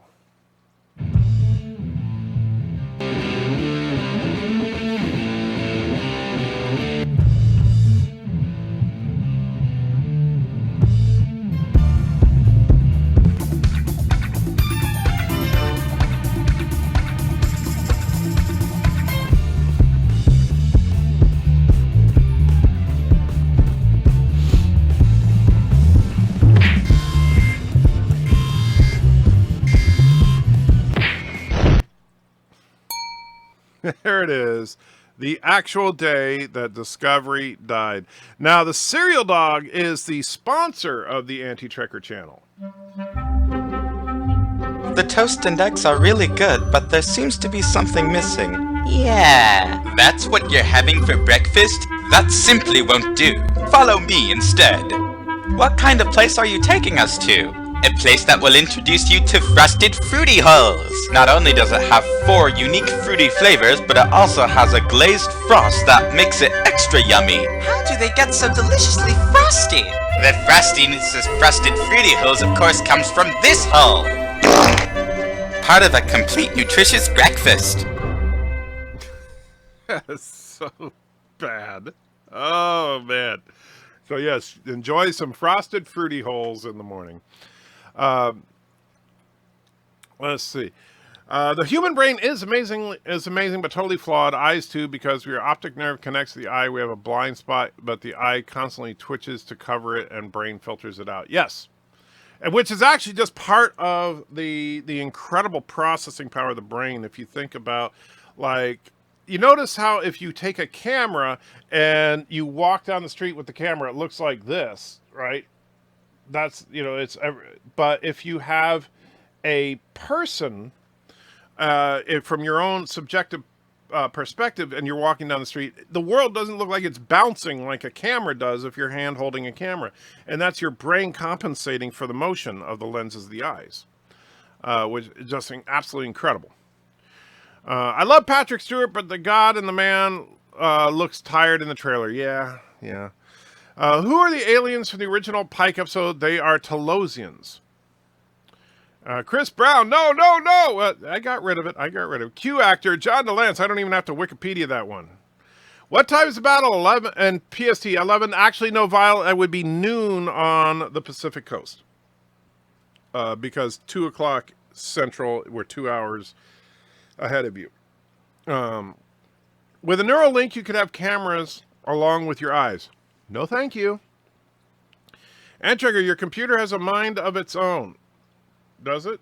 That's scary. Imagine controlling a drone with your mind. Yeah, you have fun with that, me. I ain't plugging into a machine. And And you say that was from SG1? I don't remember that episode specifically. I thought there was a Gawauld. I don't remember John DeLance meaning an ancient. No, the memory alpha link doesn't refer to God, entry Q in the book. Okay. Was Jesus Q? No.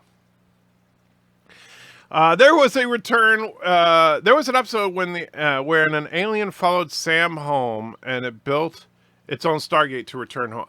Oh yes, I do remember that one. Was he an ancient? I didn't remember that. Are we ever gonna see you with the hair down, looking all sexy like Fabio? Well, I've had my hair down in the past. I'm sure I will in the future, but I do not look anything like Fabio. Now, that would be Wow, Peter, you hurt my brain trying to read that word. You know I'm dyslexic, right? Sorry. Spies Like Us was laughing, I'm assuming, at Frosted Fruity Holes. But Carter needed to buy a new microwave in that episode. Yeah, that's true. Peter said, love this vid. Spin. Yeah, spinning Spock is great. Dr. Alex is in the house, says, good morning, Anti-Tracker. Three Masters is up. Well, good for you, Dr. Alex, you jerk. You're just a jerk because I hate your voice still. Me is saying gross. that would be Frosted Fruity Holes, I'm sure. Hi, Alex. How's outside?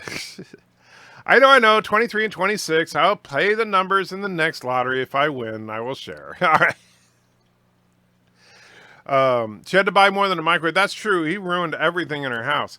Yes, so true. We see what we think we are supposed to see. Yeah, which is actually kind of interesting that our brain can do that. Jesus was an engineer from Alien. Oh, yeah, I forgot about that.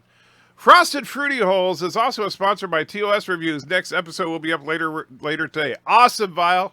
Awesome. Scientific Lens says, morning Turtistan, saw the new Tarantino film, 2 hours and 20 minutes of boring dialogue and no plot, no action to the last 5 minutes. I now agree with you, he shouldn't direct Star Trek. Well, I'm disappointed. I've heard that this was definitely not his best film. I do think Tarantino is a very capable filmmaker, but I think he's a horrible pick for Trek. Let's see. Spot, Data's cat is a Q. That would be weird. The Bible doesn't mention him being 8 foot tall, blue, bald, and a weightlifter. What, Hector? You lost me there. John DeLance was a military officer in Stargate. Maybe I'm wrong. Yeah, I remember. Well, he was actually. I can't remember. He worked for a specific department. But yes, I remember John DeLance in Stargate. I just forgot about that episode. Remember, Tuesday, Endgame comes out digitally. Very good. I'm very much looking forward to it. Mrs. Antchecker is not. I'm sure, because we've already seen it twice. Ed Shannon says, good morning. How you doing, Ed? Dr. Alex is throwing a bunch of smileys and a thumbs up for some reason. SG-1503 Ascension. Yes. Now that, once you said the guy that built his own little mini Stargate in Carter's house, I remembered. Richie says, love the TOS reviews, Vile Mike. Awesome. So check out Vile Mike's reviews. Black Adam says, Edgar, there will be a VR stand at Comic-Con. No thanks. 30,000 people. I like my eyesight. Dr. Access Eye Actor, rain for 2 days. I dressed for that this morning. Just got out of the pool and it's sunny again. It tricked me. You got a pool? Jerk. DeLance had recurring roles. Frank Simmons. Yes, I remember, and I actually liked him. 5.03 Ascension had the Q-like aliens. Actor played Q. Spies Like Us says, I love you guys. So many good inputs, but I tried to decide what Gene Roddenberry from Navy Intel was doing.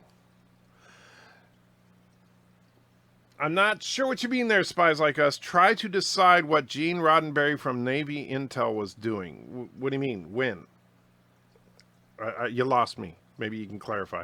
John DeLance played air traffic control in Breaking Bad. Did he? I didn't know that. If you can't see the link, Anti-Trigger, it's in Discord. All right, and John DeLance, born November 13, 1948, an American actor, voice artist, comedian, best also known true in the Star Trek franchise.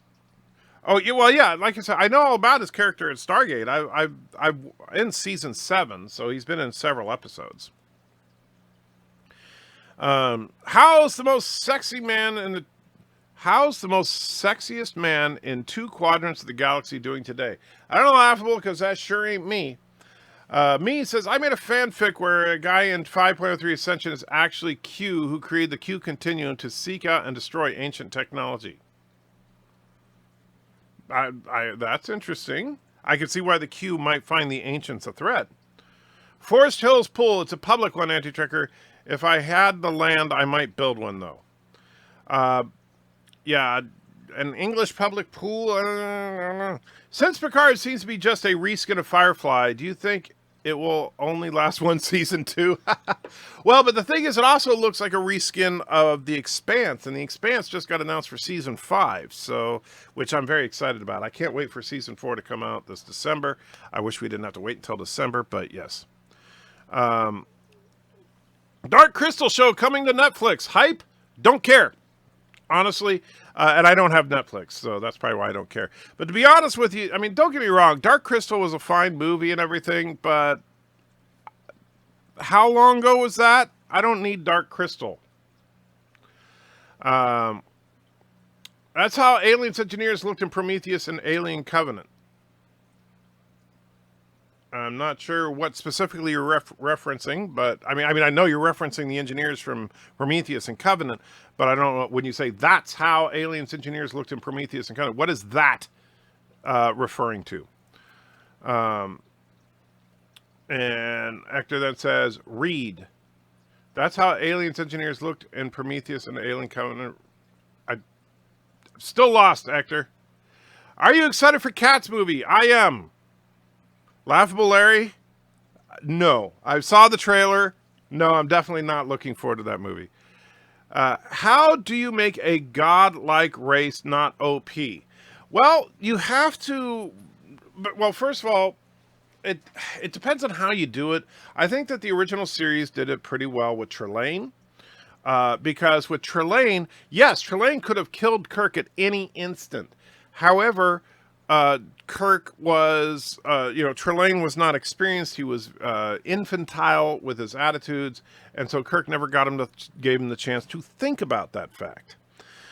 So, but you have to, and that's the problem. If you make a truly godlike race, like the Organians, for example, if the Organians were the antagonists in an episode, there's no point, because either they just win, because, I mean, they simultaneously stopped all of Starfleet and the Klingon Empire at once. So you can't have them as an antagonist, but they weren't. That's not the purpose they served. They were simply a plot device to avoid a war, to be honest with you. But I thought they were done fairly well. You should get Alexa and do a stream with BIRDOPREY 5 where the 2 robots fight. No, thank you. I'm, what's funny is that on my way to church last night, we stopped at Starbucks, and our barista was named Alexa, and of course immediately thought of BIRDOPREY. And I want to say, Alexa, get me coffee. Old Frank McSimmons, he was a right treat for O'Neill, yes. All of Star Trek was put out by Gene Roddenberry from Navy Intel. He was letting everyone know it's what reality is already. I kind of doubt that, Spies Like Us, but that would be awesome if it were true. The Q are the ancients and created the continuum to find their old technology. Okay. I still haven't seen The Dark Crystal, to my shame. Well, it's actually not a bad movie. You should check it out. Ed Shannon says, LOL, I've been waiting for years for more Dark Crystal. And you can have it. That's okay. I'm not mad that they're making it, but I'm not excited about it either. Peter says, if you like Firefly and The Expanse, check out Space Command by Mark Zakri, a.k.a. Mr. Sci-Fi. Is that a book or is that a movie or something? It doesn't ring a bell. Oh, first episode on YouTube. Okay. I will have to check that out. Is that, I'm trying to remember, is that the one that was like a parody of Star Trek? Let me look here. Space Command. No, it's not what I'm thinking of. All right, so yeah, we'll check that out. Be free, make mistakes. It's got to be better than anything that Bird of Prey has done. So let's see. Dark Crystal is a fun movie, but no sequel, no series. No. Agreed.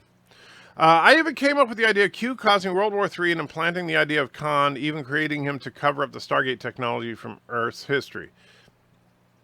Well, sounds like an interesting enough idea. The problem is, it'll never happen in reality because Stargate and Star Trek are owned by two different companies. Dark Crystal describes the war in heaven.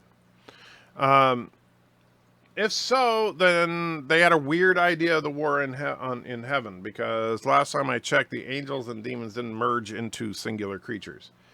Hector says, to me, Jesus was an engineer from Alien. Hector, the Bible doesn't mention him being, AP tall, bald, blue, and a weightlifter. Now it makes sense. Thank you, Hector.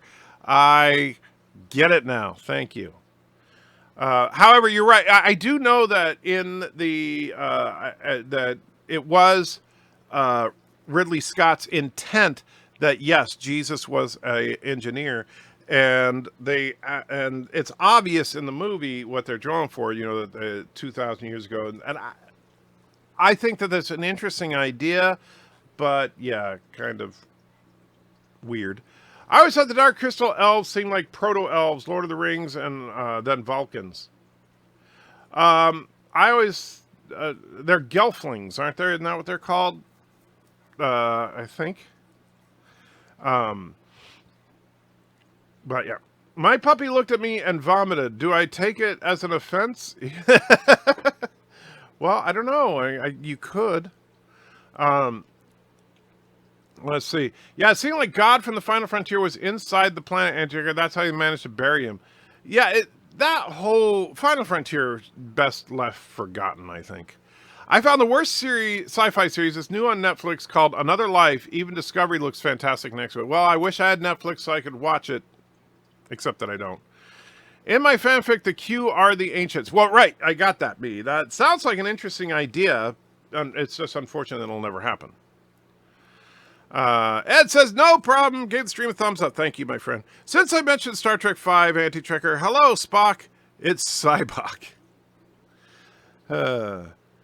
Let's see. And yeah, I brought up Space Command, Peter. I'll check it out if I have time between this stream and our big battle later today. Just found out there is a Bible book from Adam and Eve. Are you talking about Adam and Eve, the adult business, or are you talking about Adam and Eve, like the original Adam and Eve? Because I'm assuming if you're talking about the adult business, I know that I think it was Penthouse published a graphic novel version of Genesis, basically just emphasizing the sex, which, okay, whatever. Side note, Blade Runner was filmed in 1982, but took place in 2019. So Rutger Hauer and Roy Batty, the android he played, died in the same year. Nice, odd coincidence. Wow, I didn't even think about that, but you're right. Wow, is that... I'm going to have to double check that, but that is kind of creepy. I'm watching Another Life now on Netflix. It kind of sucks. And the second episode has been filmed on Trigger. It's a 2-hour episode. Well, if the first episode is good, I'll look forward to it.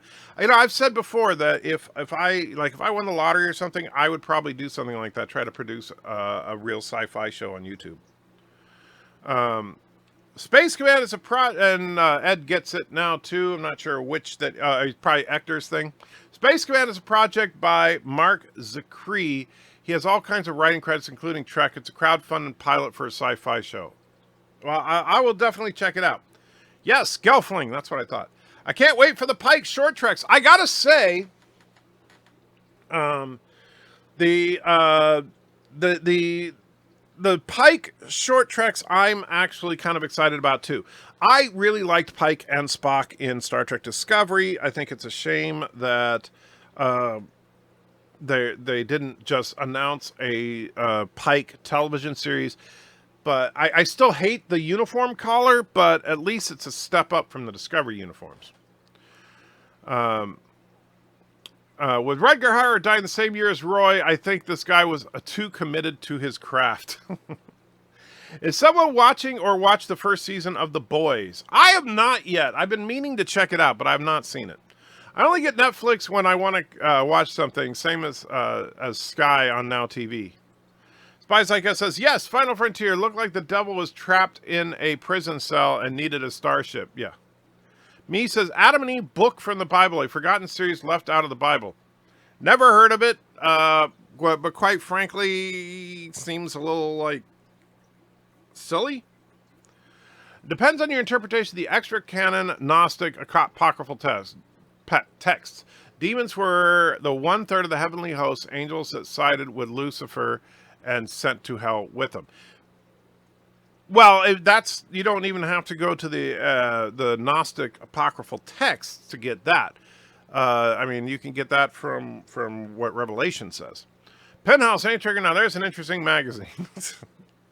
Well, interesting, sure. In Star Trek V, the ship's decks were numbered like building, deck 1 at the bottom instead of a ship. Horrible movie. Well, that's just one of the many horrors of that movie. The devil is trapped in an asteroid, and Doctor Who had to make a choice to save him. That's true. There's that, too. Because, yeah, the devil gets trapped a lot. Captain NKG says, Andrew, I'll be missing the battle today as I'll be settling in to learn Python. Hopefully, I'll see you all later on there tonight. If I can, I will get in there a little bit because I want to do a little bit of work on the base today if I can.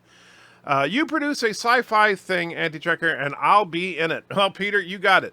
I tell you, I would honestly, if I won a big lottery or something, that is exactly. I already figured out. Like, I'd buy a piece of land that's near me right now, build a studio there to do everything. I would absolutely love it, and I would use practical models and stuff for the ships.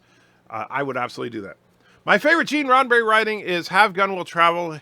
He brought philosophy to the TV Western. Check out the episodes he wrote. It's amazing compared to the awful writing these days. Well, Gene Roddenberry's writing, I think, is somewhat overrated. I haven't seen the Have Gun Will Travel. Might have been his best stuff. But I did not care for his writing on Star Trek. I'll be completely honest. In the original series, the best episodes were not written by Gene Roddenberry. Let's see. I like Pike, says Ed. Well, I like bananas. I hope they cancel the Section 31 stuff. I have no desire for that series. I don't either, but you know what? It's so funny because CBS really thinks that people want it, and they're just stupid. They're just testing the Pike series waters, I think. Yeah, but you know, it's a stupid thing because the reason I think that people liked Pike and Spock in Star Trek Discovery Season 2 was because they actually felt like they were part of the Star Trek universe, unlike everybody else on the show. So, you know, maybe CBS should get the hint that we actually want real Star Trek. The STD short trailer was the dumbest thing I've ever seen. Well, there's the Tribble thing I thought was hilariously bad. But honestly, I didn't. And I also had a problem with, I'll tell you, this was the first thing that Spock said that really bothered me since he confessed to Michael Burnham how awesome she is and how he's lost without her. That was bad. But was the little thing with him and Number One in the turbo lift, and he was saying that the Prime Directive was illogical and unethical. I was like, Spock would not say that.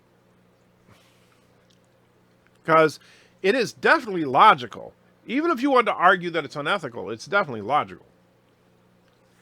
Pike and Spock only look good in Star Trek Discovery because the rest of Discovery is so bad. Well, there is that, but I'm just saying yeah, it is what it is. Lore is live. He's talking about Lower Decks. Oh, okay. I didn't know Lore was streaming today. He doesn't stream that often anymore. So good for him. Hope he does well.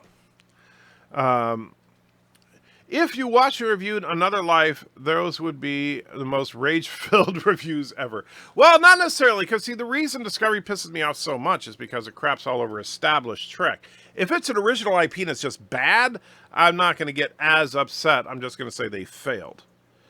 If you watch a review, I already read that. How come the Orville isn't used? I assume he's sued for having holodecks and replicators. because the actual concept of 3D holograms isn't unique to Star Trek. You can't copyright the idea of three-dimensional holograms, and they call it the simulation room, not the holodeck. If they called it a holodeck, then yeah, they could get in trouble. Same thing with replicators. Nothing new about that. I don't remember what they call it in Orville, but the idea of having devices that can instantly produce food has been around as long as there's been sci-fi. You know, of course, in the old days, it used to be, hey, eat this pill, and you eat the pill, and like, wow, I ate a whole meal. You know, but you know, strange ways of preparing food has been around in sci-fi for a very long time. It's the actual name replicator, the actual name holodeck that Trek owns. So you can't use that name. But if you want to call it the simulation room or the virtual reality booth or whatever you want to call it, it'll work.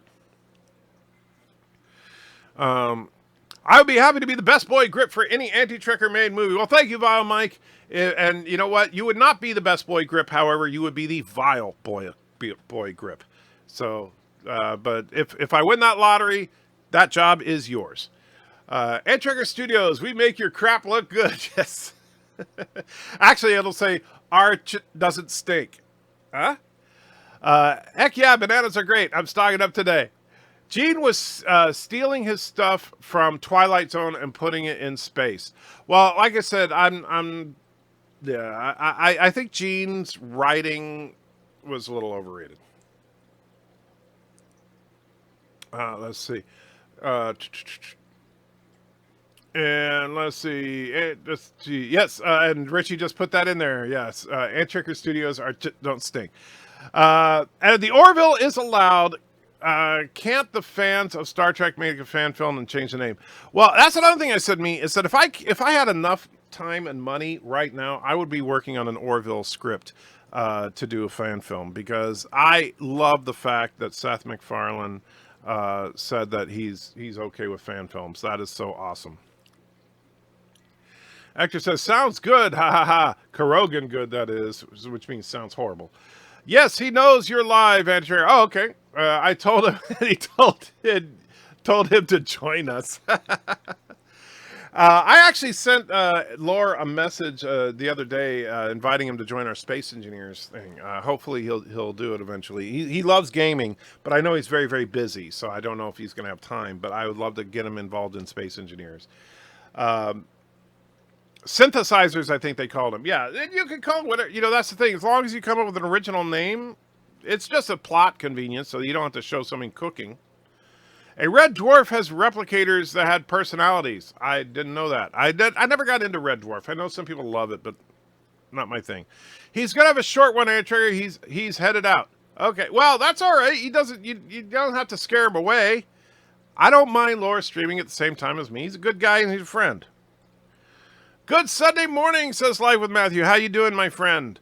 Well, I shouldn't call you my friend because you're such a jerk being part of the Carogan Empire. Holodeck and Holosuite.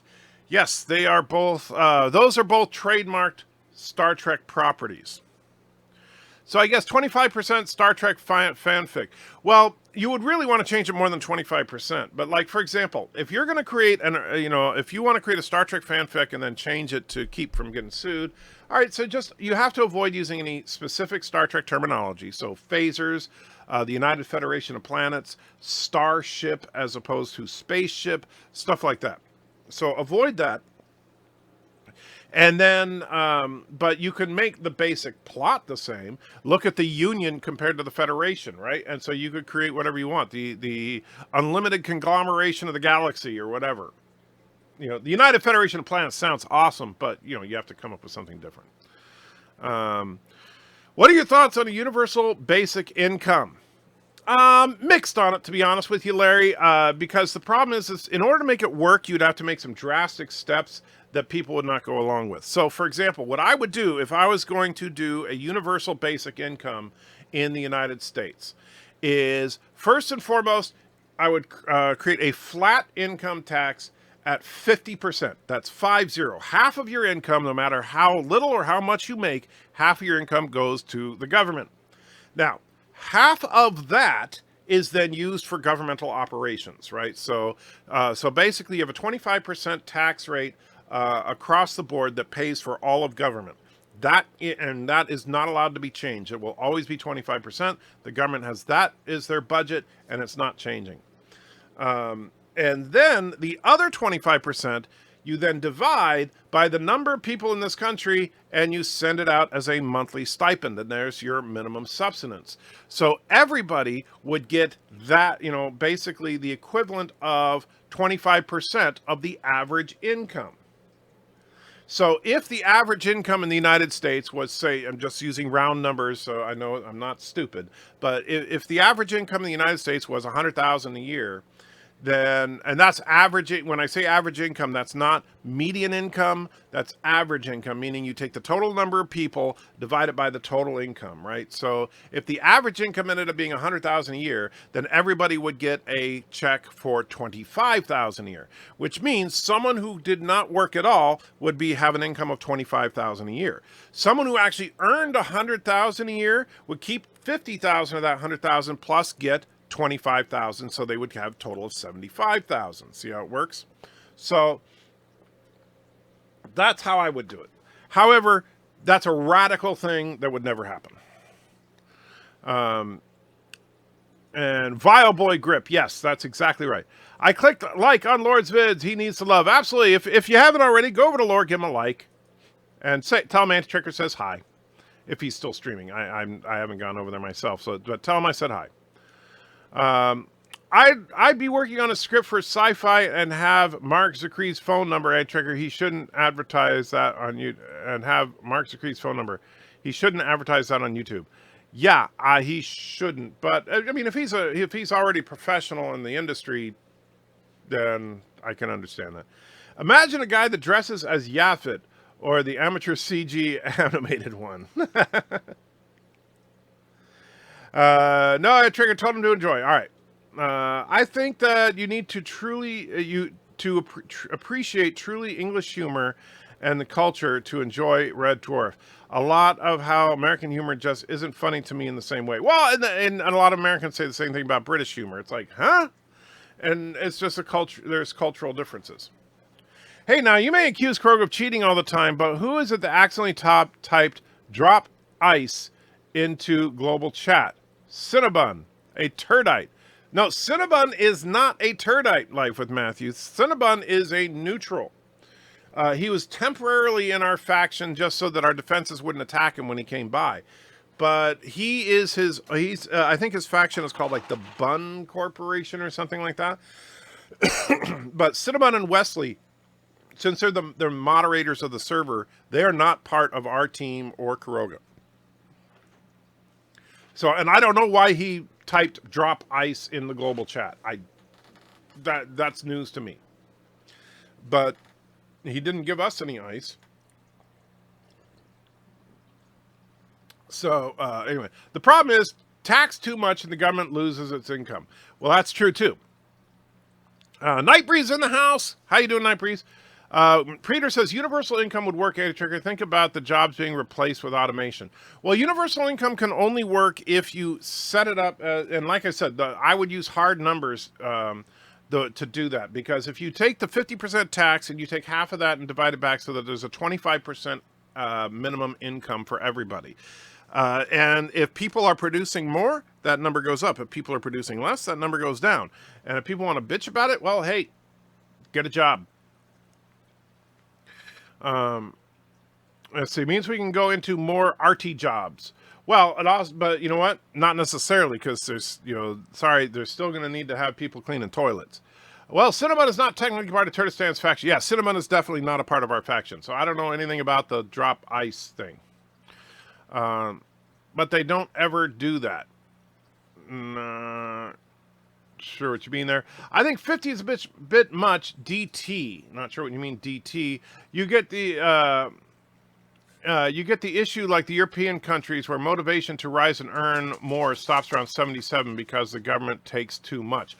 Well, but you see, that's why it would be an absolute flat tax, Because if it is a 100% flat tax, meaning that you pay 50% no matter what. So if you make $1, you pay 50 cents. If you make $1 million, you pay 500,000. The reason for that is because if it's a flat rate, if you earn more money, you will take home more money. There's never a point, which does exist in the current American tax system, where if you make, I don't know the exact amount, but let's say you make $34,900, but then you accidentally make an extra $100, so you cross $35,000. You're in the next tax bracket up, and now all of a sudden you make less money than if you made $34,900. Right? That actually happened to me one year. It really pissed me off. But if you have a truly flat tax, then there's always the motivation. If you want more, you can earn more, and you will always be rewarded. It's just that you're rewarded at a 50 percentile. So I think it could work, but it could only work with an absolute flat tax, and it could only work if you set it high enough to actually realistically cover it. Let's see. Automation is the ultimate fly in the ointment. That's right. And I meant 77,000. That's right. It would have to work, trigger eventually, but you have to move away from monetary gain. That means the government. The government needs to stop trying to raise taxes all the time. Yaphet is an Odo ripoff. He kind of is. I didn't know this current version of Who it was the British being funny. Joke's on us again. Yeah, that must be it. Cinnabon found the Carogan temple was missing last night. Somebody knows something about it. I don't. I didn't know is the Carogan temple actually missing? Because that's news to me. Antrigger's desk room was missing too. Wow, that's weird. Wonder that. Yeah, something weird is going on with the server. I hope they don't have to do a full reset of the server. That would suck because it's been so much fun so far. You cannot have universal income. It does not work with human behavior. Well, there is that problem. But I'm just saying, how would I do it? That's how I would do it. But how do people get jobs, Antracker, when it's automation, even cleaning toilets? Well, if cleaning the toilets becomes automated, then that's fine. Yes, Auntie. You okay, girl? I'm all for automating menial tasks. However, that you're still going to need people that are going to maintain the automated machines too. That's not communism. It's something else. Okay. With UBI, more people can sit on the couch and plug into their boring VR. Well, no, thank you. You cannot have. I already read that. But how do people getting jobs on trigger when? Oh, I already read that. Anti-Dog is missing. Space Engineers erased her. No, she's right here. She's just being camera shy today for some reason. People could do home services too, and trigger. People don't want AI in their homes. That's true. Yaphet had sex like the changeling who had sex with Odo. Well, did he? I remember he had sex. But look, there's Auntie. She actually moved. And Bird says, what happened to my temple? I have no idea, Bird. This is the first I've heard of it. And apparently my office is missing. She was out for battery. Don't forget to change the chat to top chat to live chat. Drop a like, hit the subscribe, and click the bell for notifications. Thank you, Night Breeze. Would you like some toast? I don't watch Red Dwarf, so I don't get it, except that somebody mentioned that Red Dwarf says that. Here in Illinois, they have a saying, if it moves, tax it. If it doesn't move, tax it. Yeah, that's the government in a nutshell. It was fine last I was at it yesterday. Well, I haven't seen it since you installed guns on your Temple of Peace and blatantly lied about its purpose.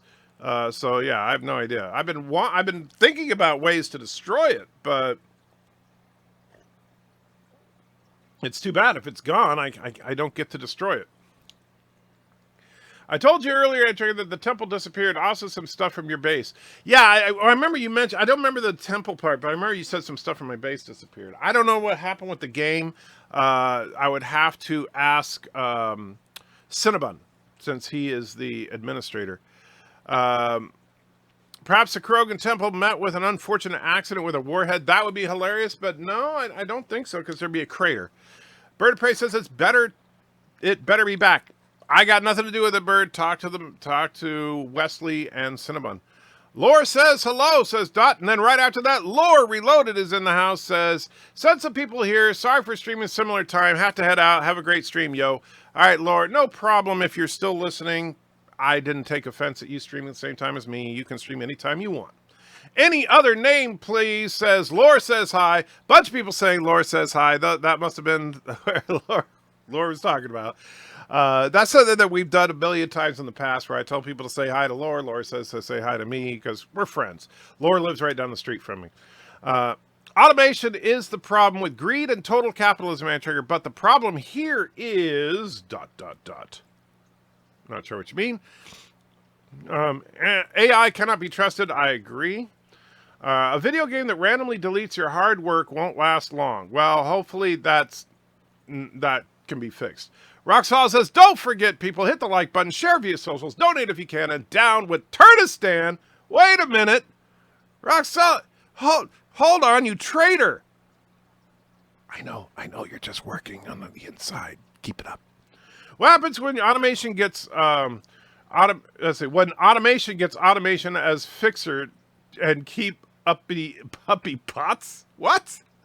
I don't know.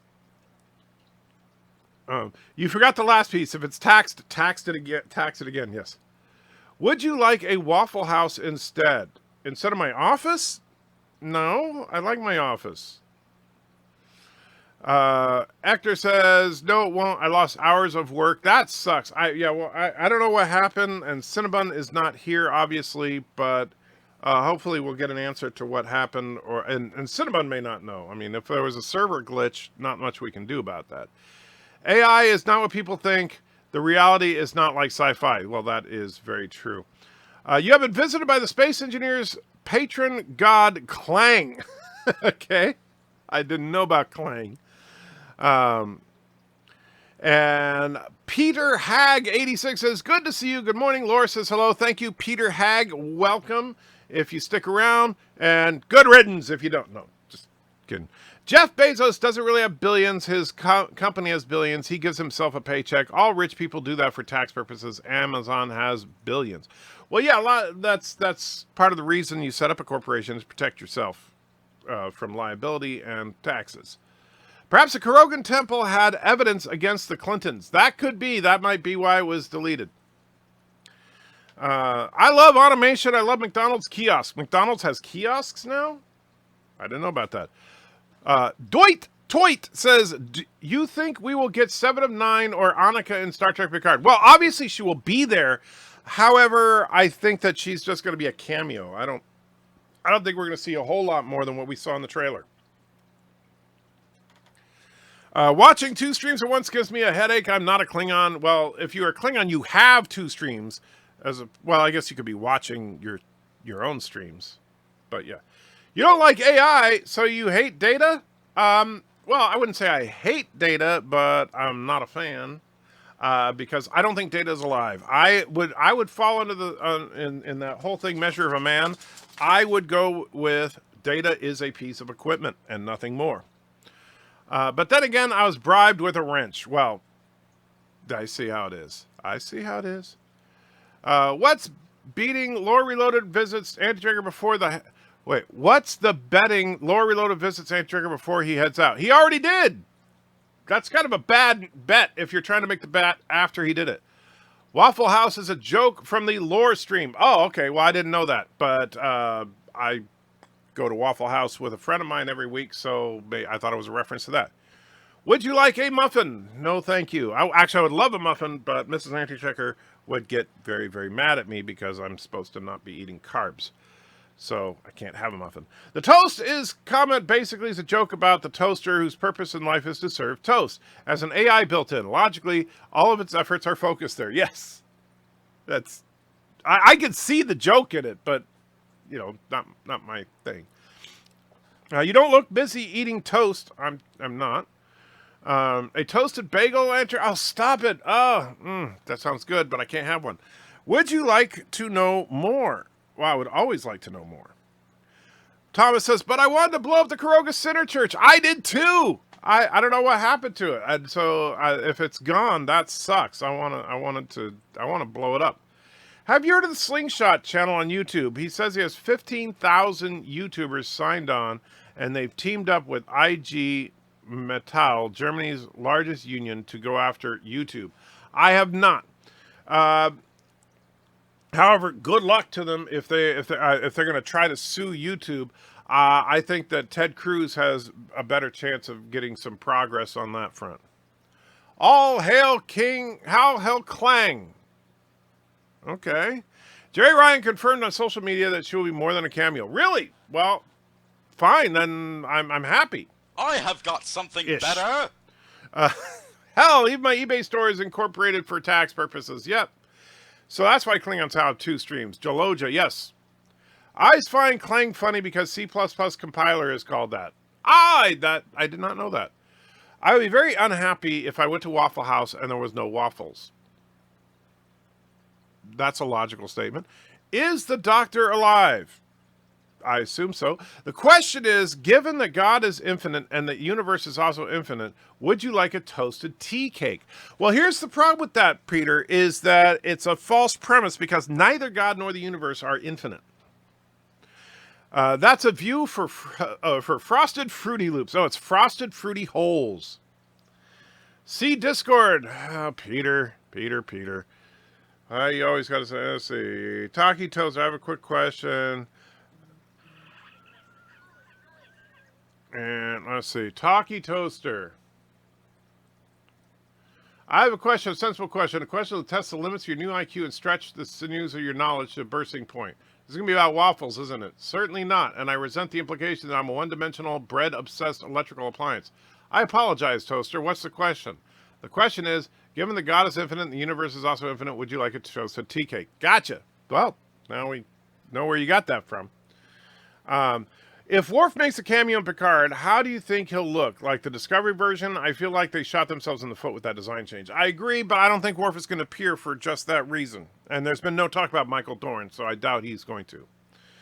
I meant it comes round your place, Antrekker, physically. Oh, lore. Ah, gotcha. The toast is life. The toast is life. Just remember, the cake is a lie. That is also very true. Spies Like Us says, wow, you really have wide idea of thoughts here, but we either have an anti-grav or we don't. But we do. So now what? Well, I have not seen Anti-Gravity, but that's cool. Nightbreeze throws a buck into the chat. Thank you, Nightbreeze. I truly appreciate it, which means you can pick a super chat, so throw it at me if you want. At least he isn't a pass the butter robot. Okay. The answer is, if God is infinite and the universe is infinite, could you have passed the lemon scones? Oh, okay. The Fed whistles incoherently while walking away from the Carogan temple. It looks like you lost some weight, or you have a very good camera. Well, thank you, Joseph. I have been on this diet for a couple of weeks now. I think I lost a few pounds, but nothing major. And Hector says, Spies Like, we have an anti-grav. I don't have it. Yeah, me neither. Where is it? Should we as content creators join SAG? I'll tell you, you know what? I wouldn't be surprised if somebody created a CAG kind of thing, you know, content creators, actors guild or something. I don't know, something. If Starship is a Star Trek only term, how did Starship Troopers get away with it? Well, Starship actually technically is not a Star Trek only. I don't think they have Starship registered, or it might be a common enough term to where you can't trademark it. However, I would probably try to be careful about that. Holograms are not alive, so the Doctor's not alive. Agreed. And Nightbreed says, Airwolf. Oh, wait, Hypnoturd will work. Yeah, sorry. Yeah, I know.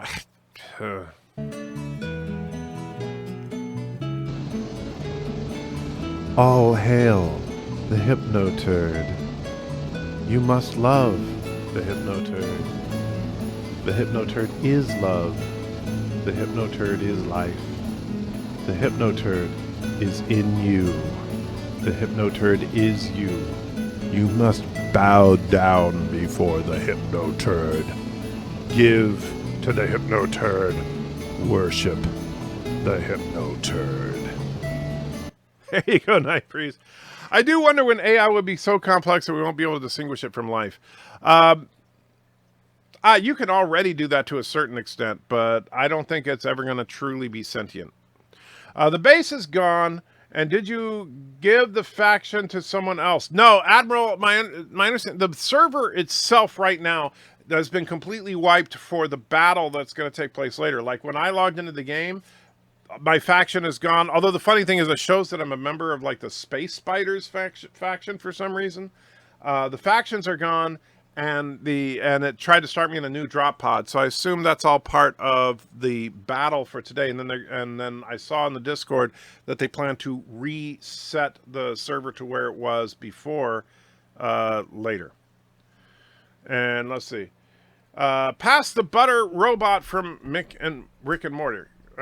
Wow, Rick and Morty. Never watched Rick and Morty, so I don't know that one. You can't just join SAG. Well. Technically, you can. You just got to pay dues.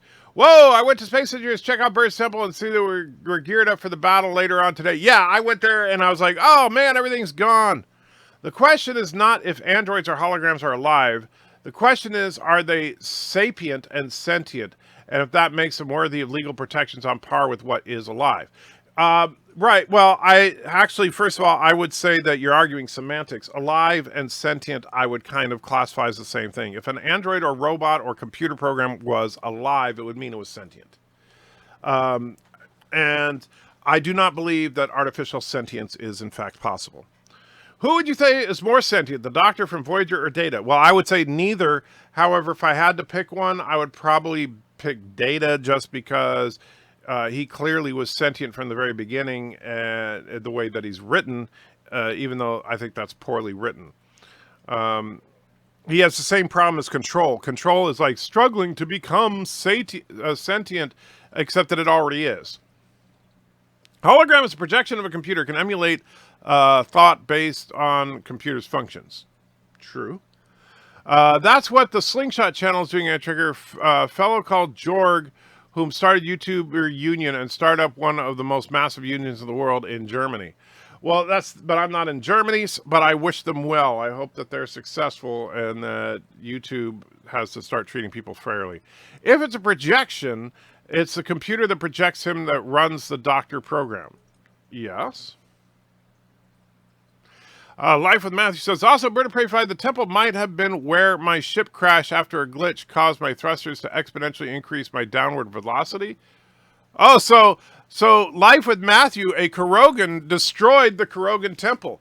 Very good, Life with Matthew. I see that accident worked out. I didn't know about the new Google Assistant. Neither did I. So YouTube is blocking my subscribe message here. And they're weird. Of course, because YouTube is weird. You know it's scary when a lawyer finds something interesting and exciting. That is scary. Well, corporations are people too, then why not androids? We're not talking about legal... there's legal status, and then there is, practical real life. Are androids alive? No, they are pieces of equipment. Are corporations living beings? No. Now, corporations are legally granted personhood status for simplicity's sake, although I, don't think they should. Are the Cylons Christians? No, but they are monotheists.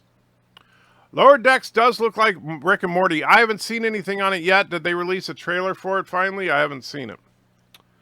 Or just from that one picture, if it looks like... Well, I don't know anything about Rick and Morty, so I guess I wouldn't know. And I see Auntie switched over and got to move that a little bit.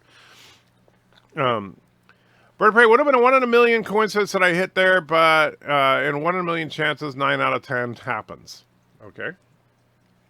I would agree the Doctor does not possess sentience until he gets his mobile emitter and then becomes independent of the ship. Once that happens, he's just as sentient as any person. Well, I disagree. He's still just a program running. He doesn't have genuine feelings and thoughts. He is a program. He is a simulation and nothing more. No, you can't join SAG just by paying dues. SAG makes it very hard to join SAG because they want to keep as many people out as possible because it makes their numbers worth more. Okay, well then they're stupid. Any other name says, what if we merge with AI? Would that be sentient? Well, you would be, but I ain't plugging in. You go right ahead. Go and read the comment. Read the comment on Lord's video. BIRDOPREY, that's the link. I didn't see the link. Spies like it. Yes, bro. AI cannot think like a human. I agree. The only reason robots would get civil rights is people like Warren Buffett and Bezos upload their brains and then they keep their businesses and not be considered dead. Yeah. If there's a crater, then at least I know someone destroyed it. I haven't been in the game, so I don't know. Maybe AI just identifies as alive, so we must respect their existence. To do otherwise would be aliveist. Okay, that's different. Have you checked the temple? Well, I think the game is not online right now. It's still in the reset world for the battle, unless they reverted it that I don't know about. Rights would be used more to save property owners' rights. I'm not sure exactly what you're referring to there. BIRDOPREY, you should found the first YouTube Content Creators Union. Call it BAG, or for Bird Actors Guild. Good morning, everyone. Good morning, Chief. Is Isaac sentient? No. And I actually find Isaac more interesting than Data, because Isaac actually acts more like a machine than Data ever did. And I kind of like that. Don't forget, people, hit that like button, share via socials, donate it if you can, and down with dictators. That is right. I can check it out. I can't check it out till after the battle is. Yeah, that's what I thought. The old game is not available right now. The Fed says, all right, I'm off to bed. Labor tomorrow. Sorry to have caught your stream so late. Enter got my fun in. Now, if you'll excuse me, I have Temple's rubble to see through. All right, take it easy. I'm going to be logging off just a moment anyway. So, but thank you for hanging out. Are Carogans sentient? By the strictest definition, that's hard to say, because on the one hand, they are genuine human beings, but they're so brainwashed by their evil dictator that they don't have any kind of free will and they don't think for themselves. They can only say what their dictator has told them to say. It's really kind of pathetic and sad. Now, some Carogans have been successfully liberated, but those that stick with the dictator, unfortunately, will have to be destroyed. What on Lore's channel am I looking for? Give the like button a gentle pitch. That's kind of creepy. Supposedly, everyone born is given a corporation when they are born. That's what the birth certificate is for. Oh, okay. Well, there you go. That's, in a way, that's kind of true.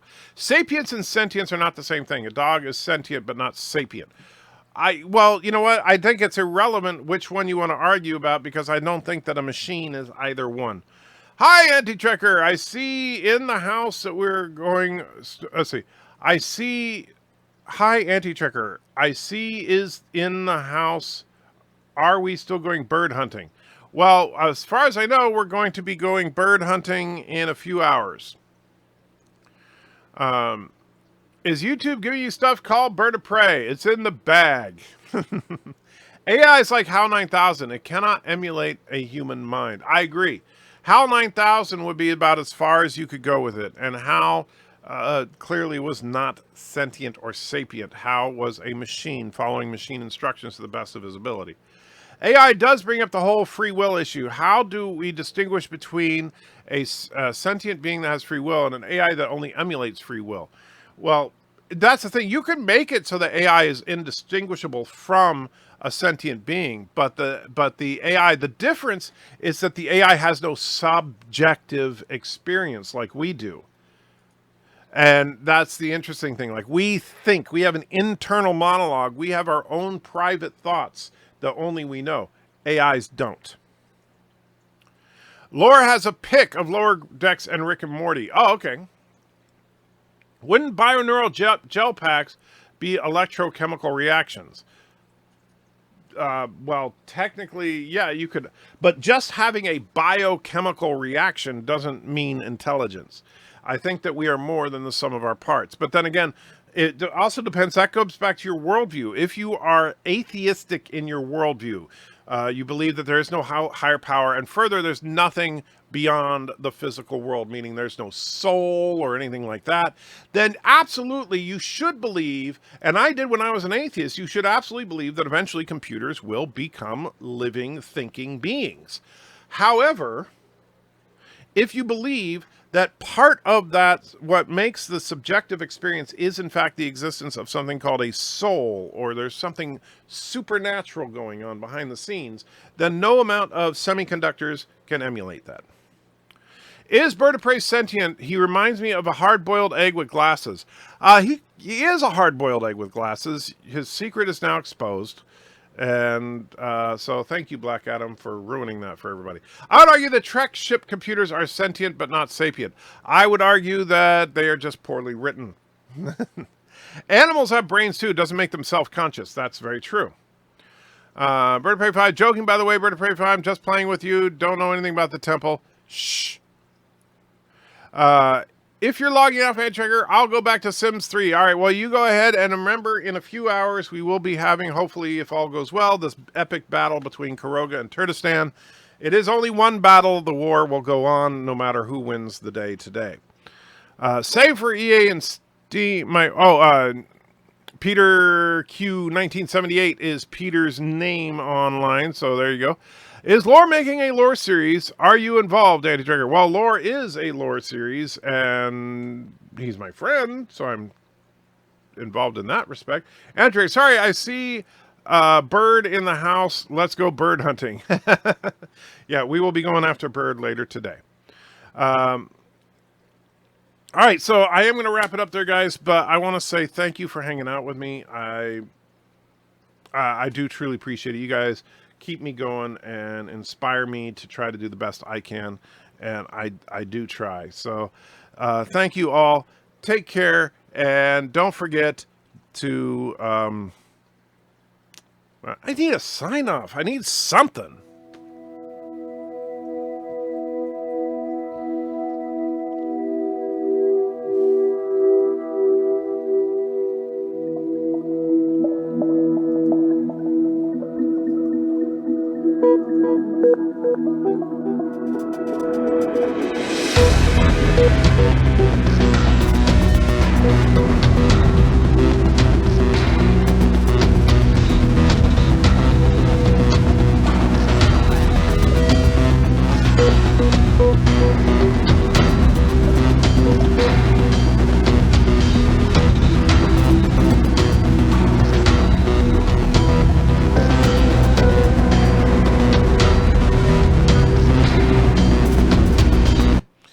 And BIRDOPREY throws $2 into the chat to stop the credits and says, Caroga!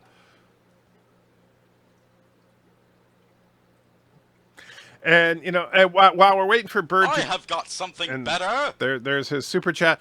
And while we're waiting for Bird to pick a super chat reward, you know, let's not forget what BIRDOPREY is really all about.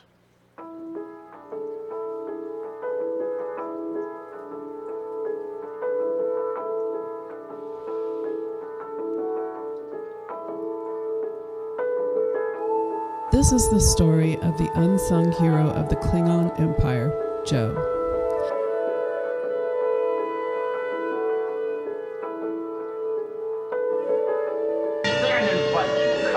Joe was the only Klingon in history to dare to call Captain James T. Kirk a coward and live. Joe not only fought the mighty Captain Kirk to a standstill, he also beat the legendary Montgomery Scott in hand-to-hand combat. Joe had a plan to overthrow his commander, Kang, by tricking Kang into fighting against Kirk.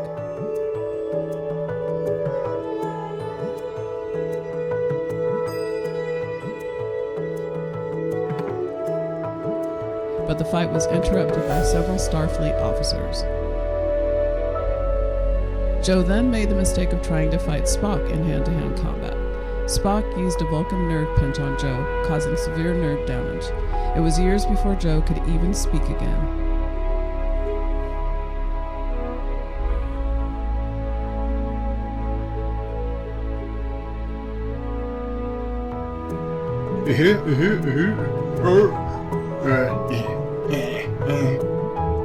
To this day, Joe has been unable to walk. However, he has managed to build up a strangely successful singing career. Alamarine, count to 4, Alamarine, then 3 more. Alamarine, if you can see, Alamarine, you'll come with me. Almarine, count to 4. Almarine, then 3 more. Almarine, if you can see.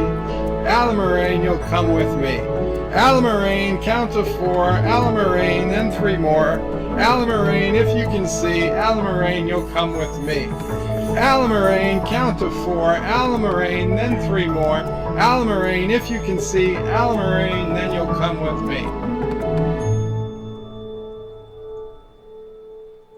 Thanks, Joe, for being an inspiration for every brain-damaged Klingon out there. So remember, the leader of Caroga is the special Klingon. Now, I know that was unfair. I mean, I understand, but there's more to the story than that, because we know that Joe, BIRDOPREY, as we like to call him, is of course involved in the Space Engineers War directly, and we can see what an incredible warrior he truly is in combat. But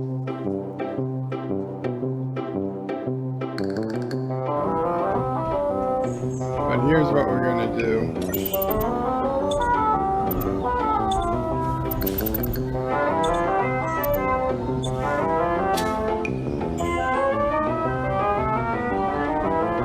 It's a beautiful day in Caroga.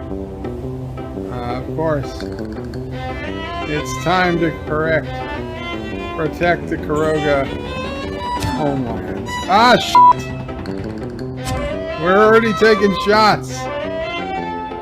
What the hell was that?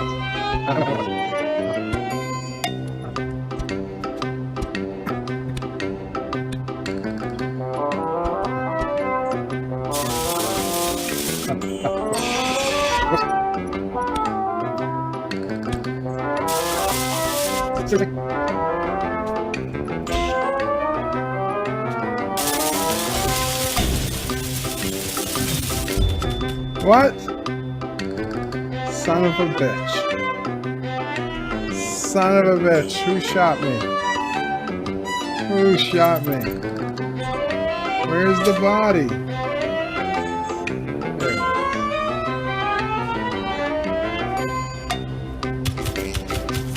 is. God damn it. God damn it.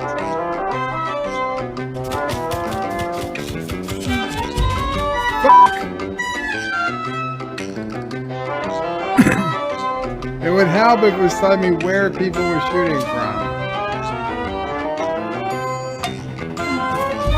Fuck!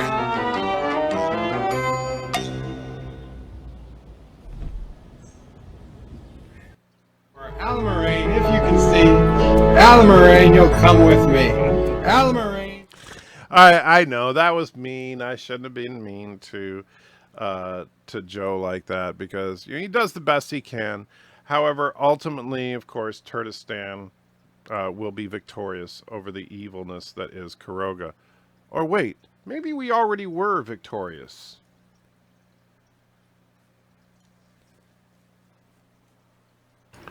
The first stage of the operation was simple. Turkestani snipers took up strategic positions around the Carogan base.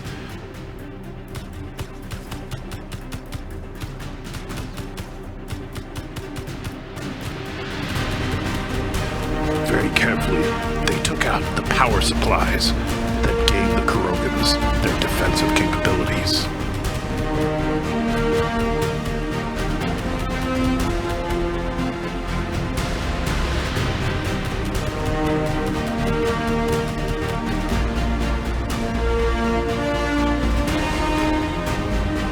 Then, the great hero, Anti-Trekker himself, parasailed directly into the center of the Carogan base and single-handedly destroyed their base from within.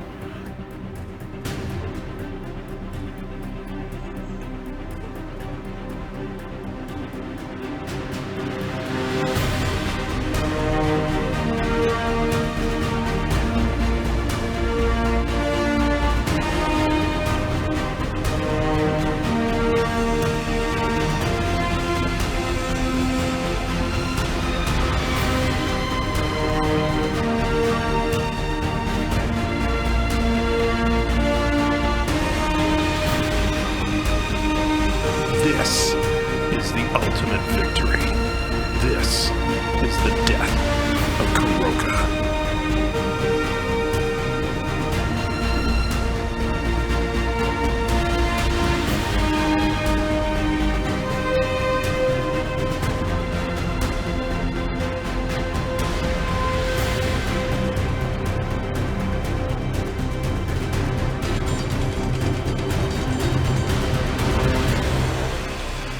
And because Turdistanis care about the environment, we recycled everything we could.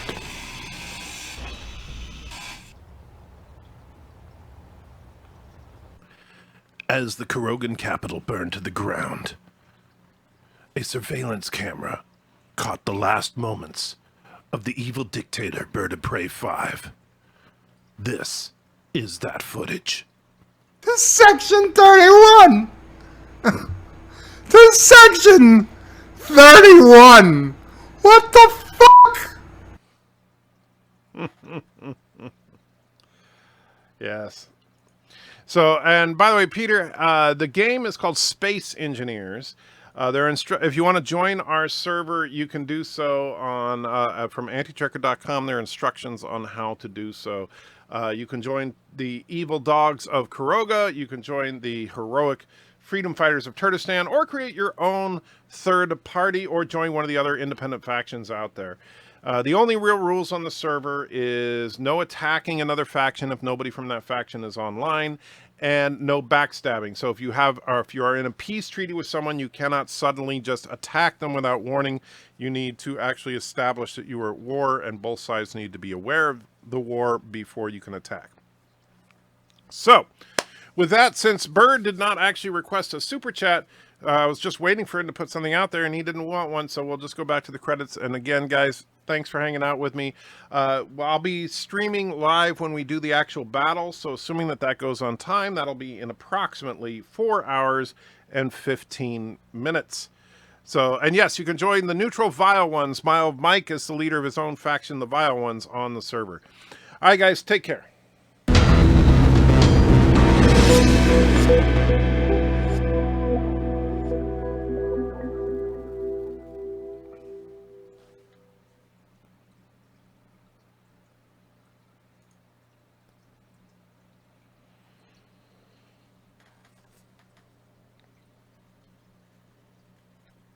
Oh, sure, you wait till now to put your number in there? Jeez. Ah, the suffering. I have such sights to show. Oh, that! Oh.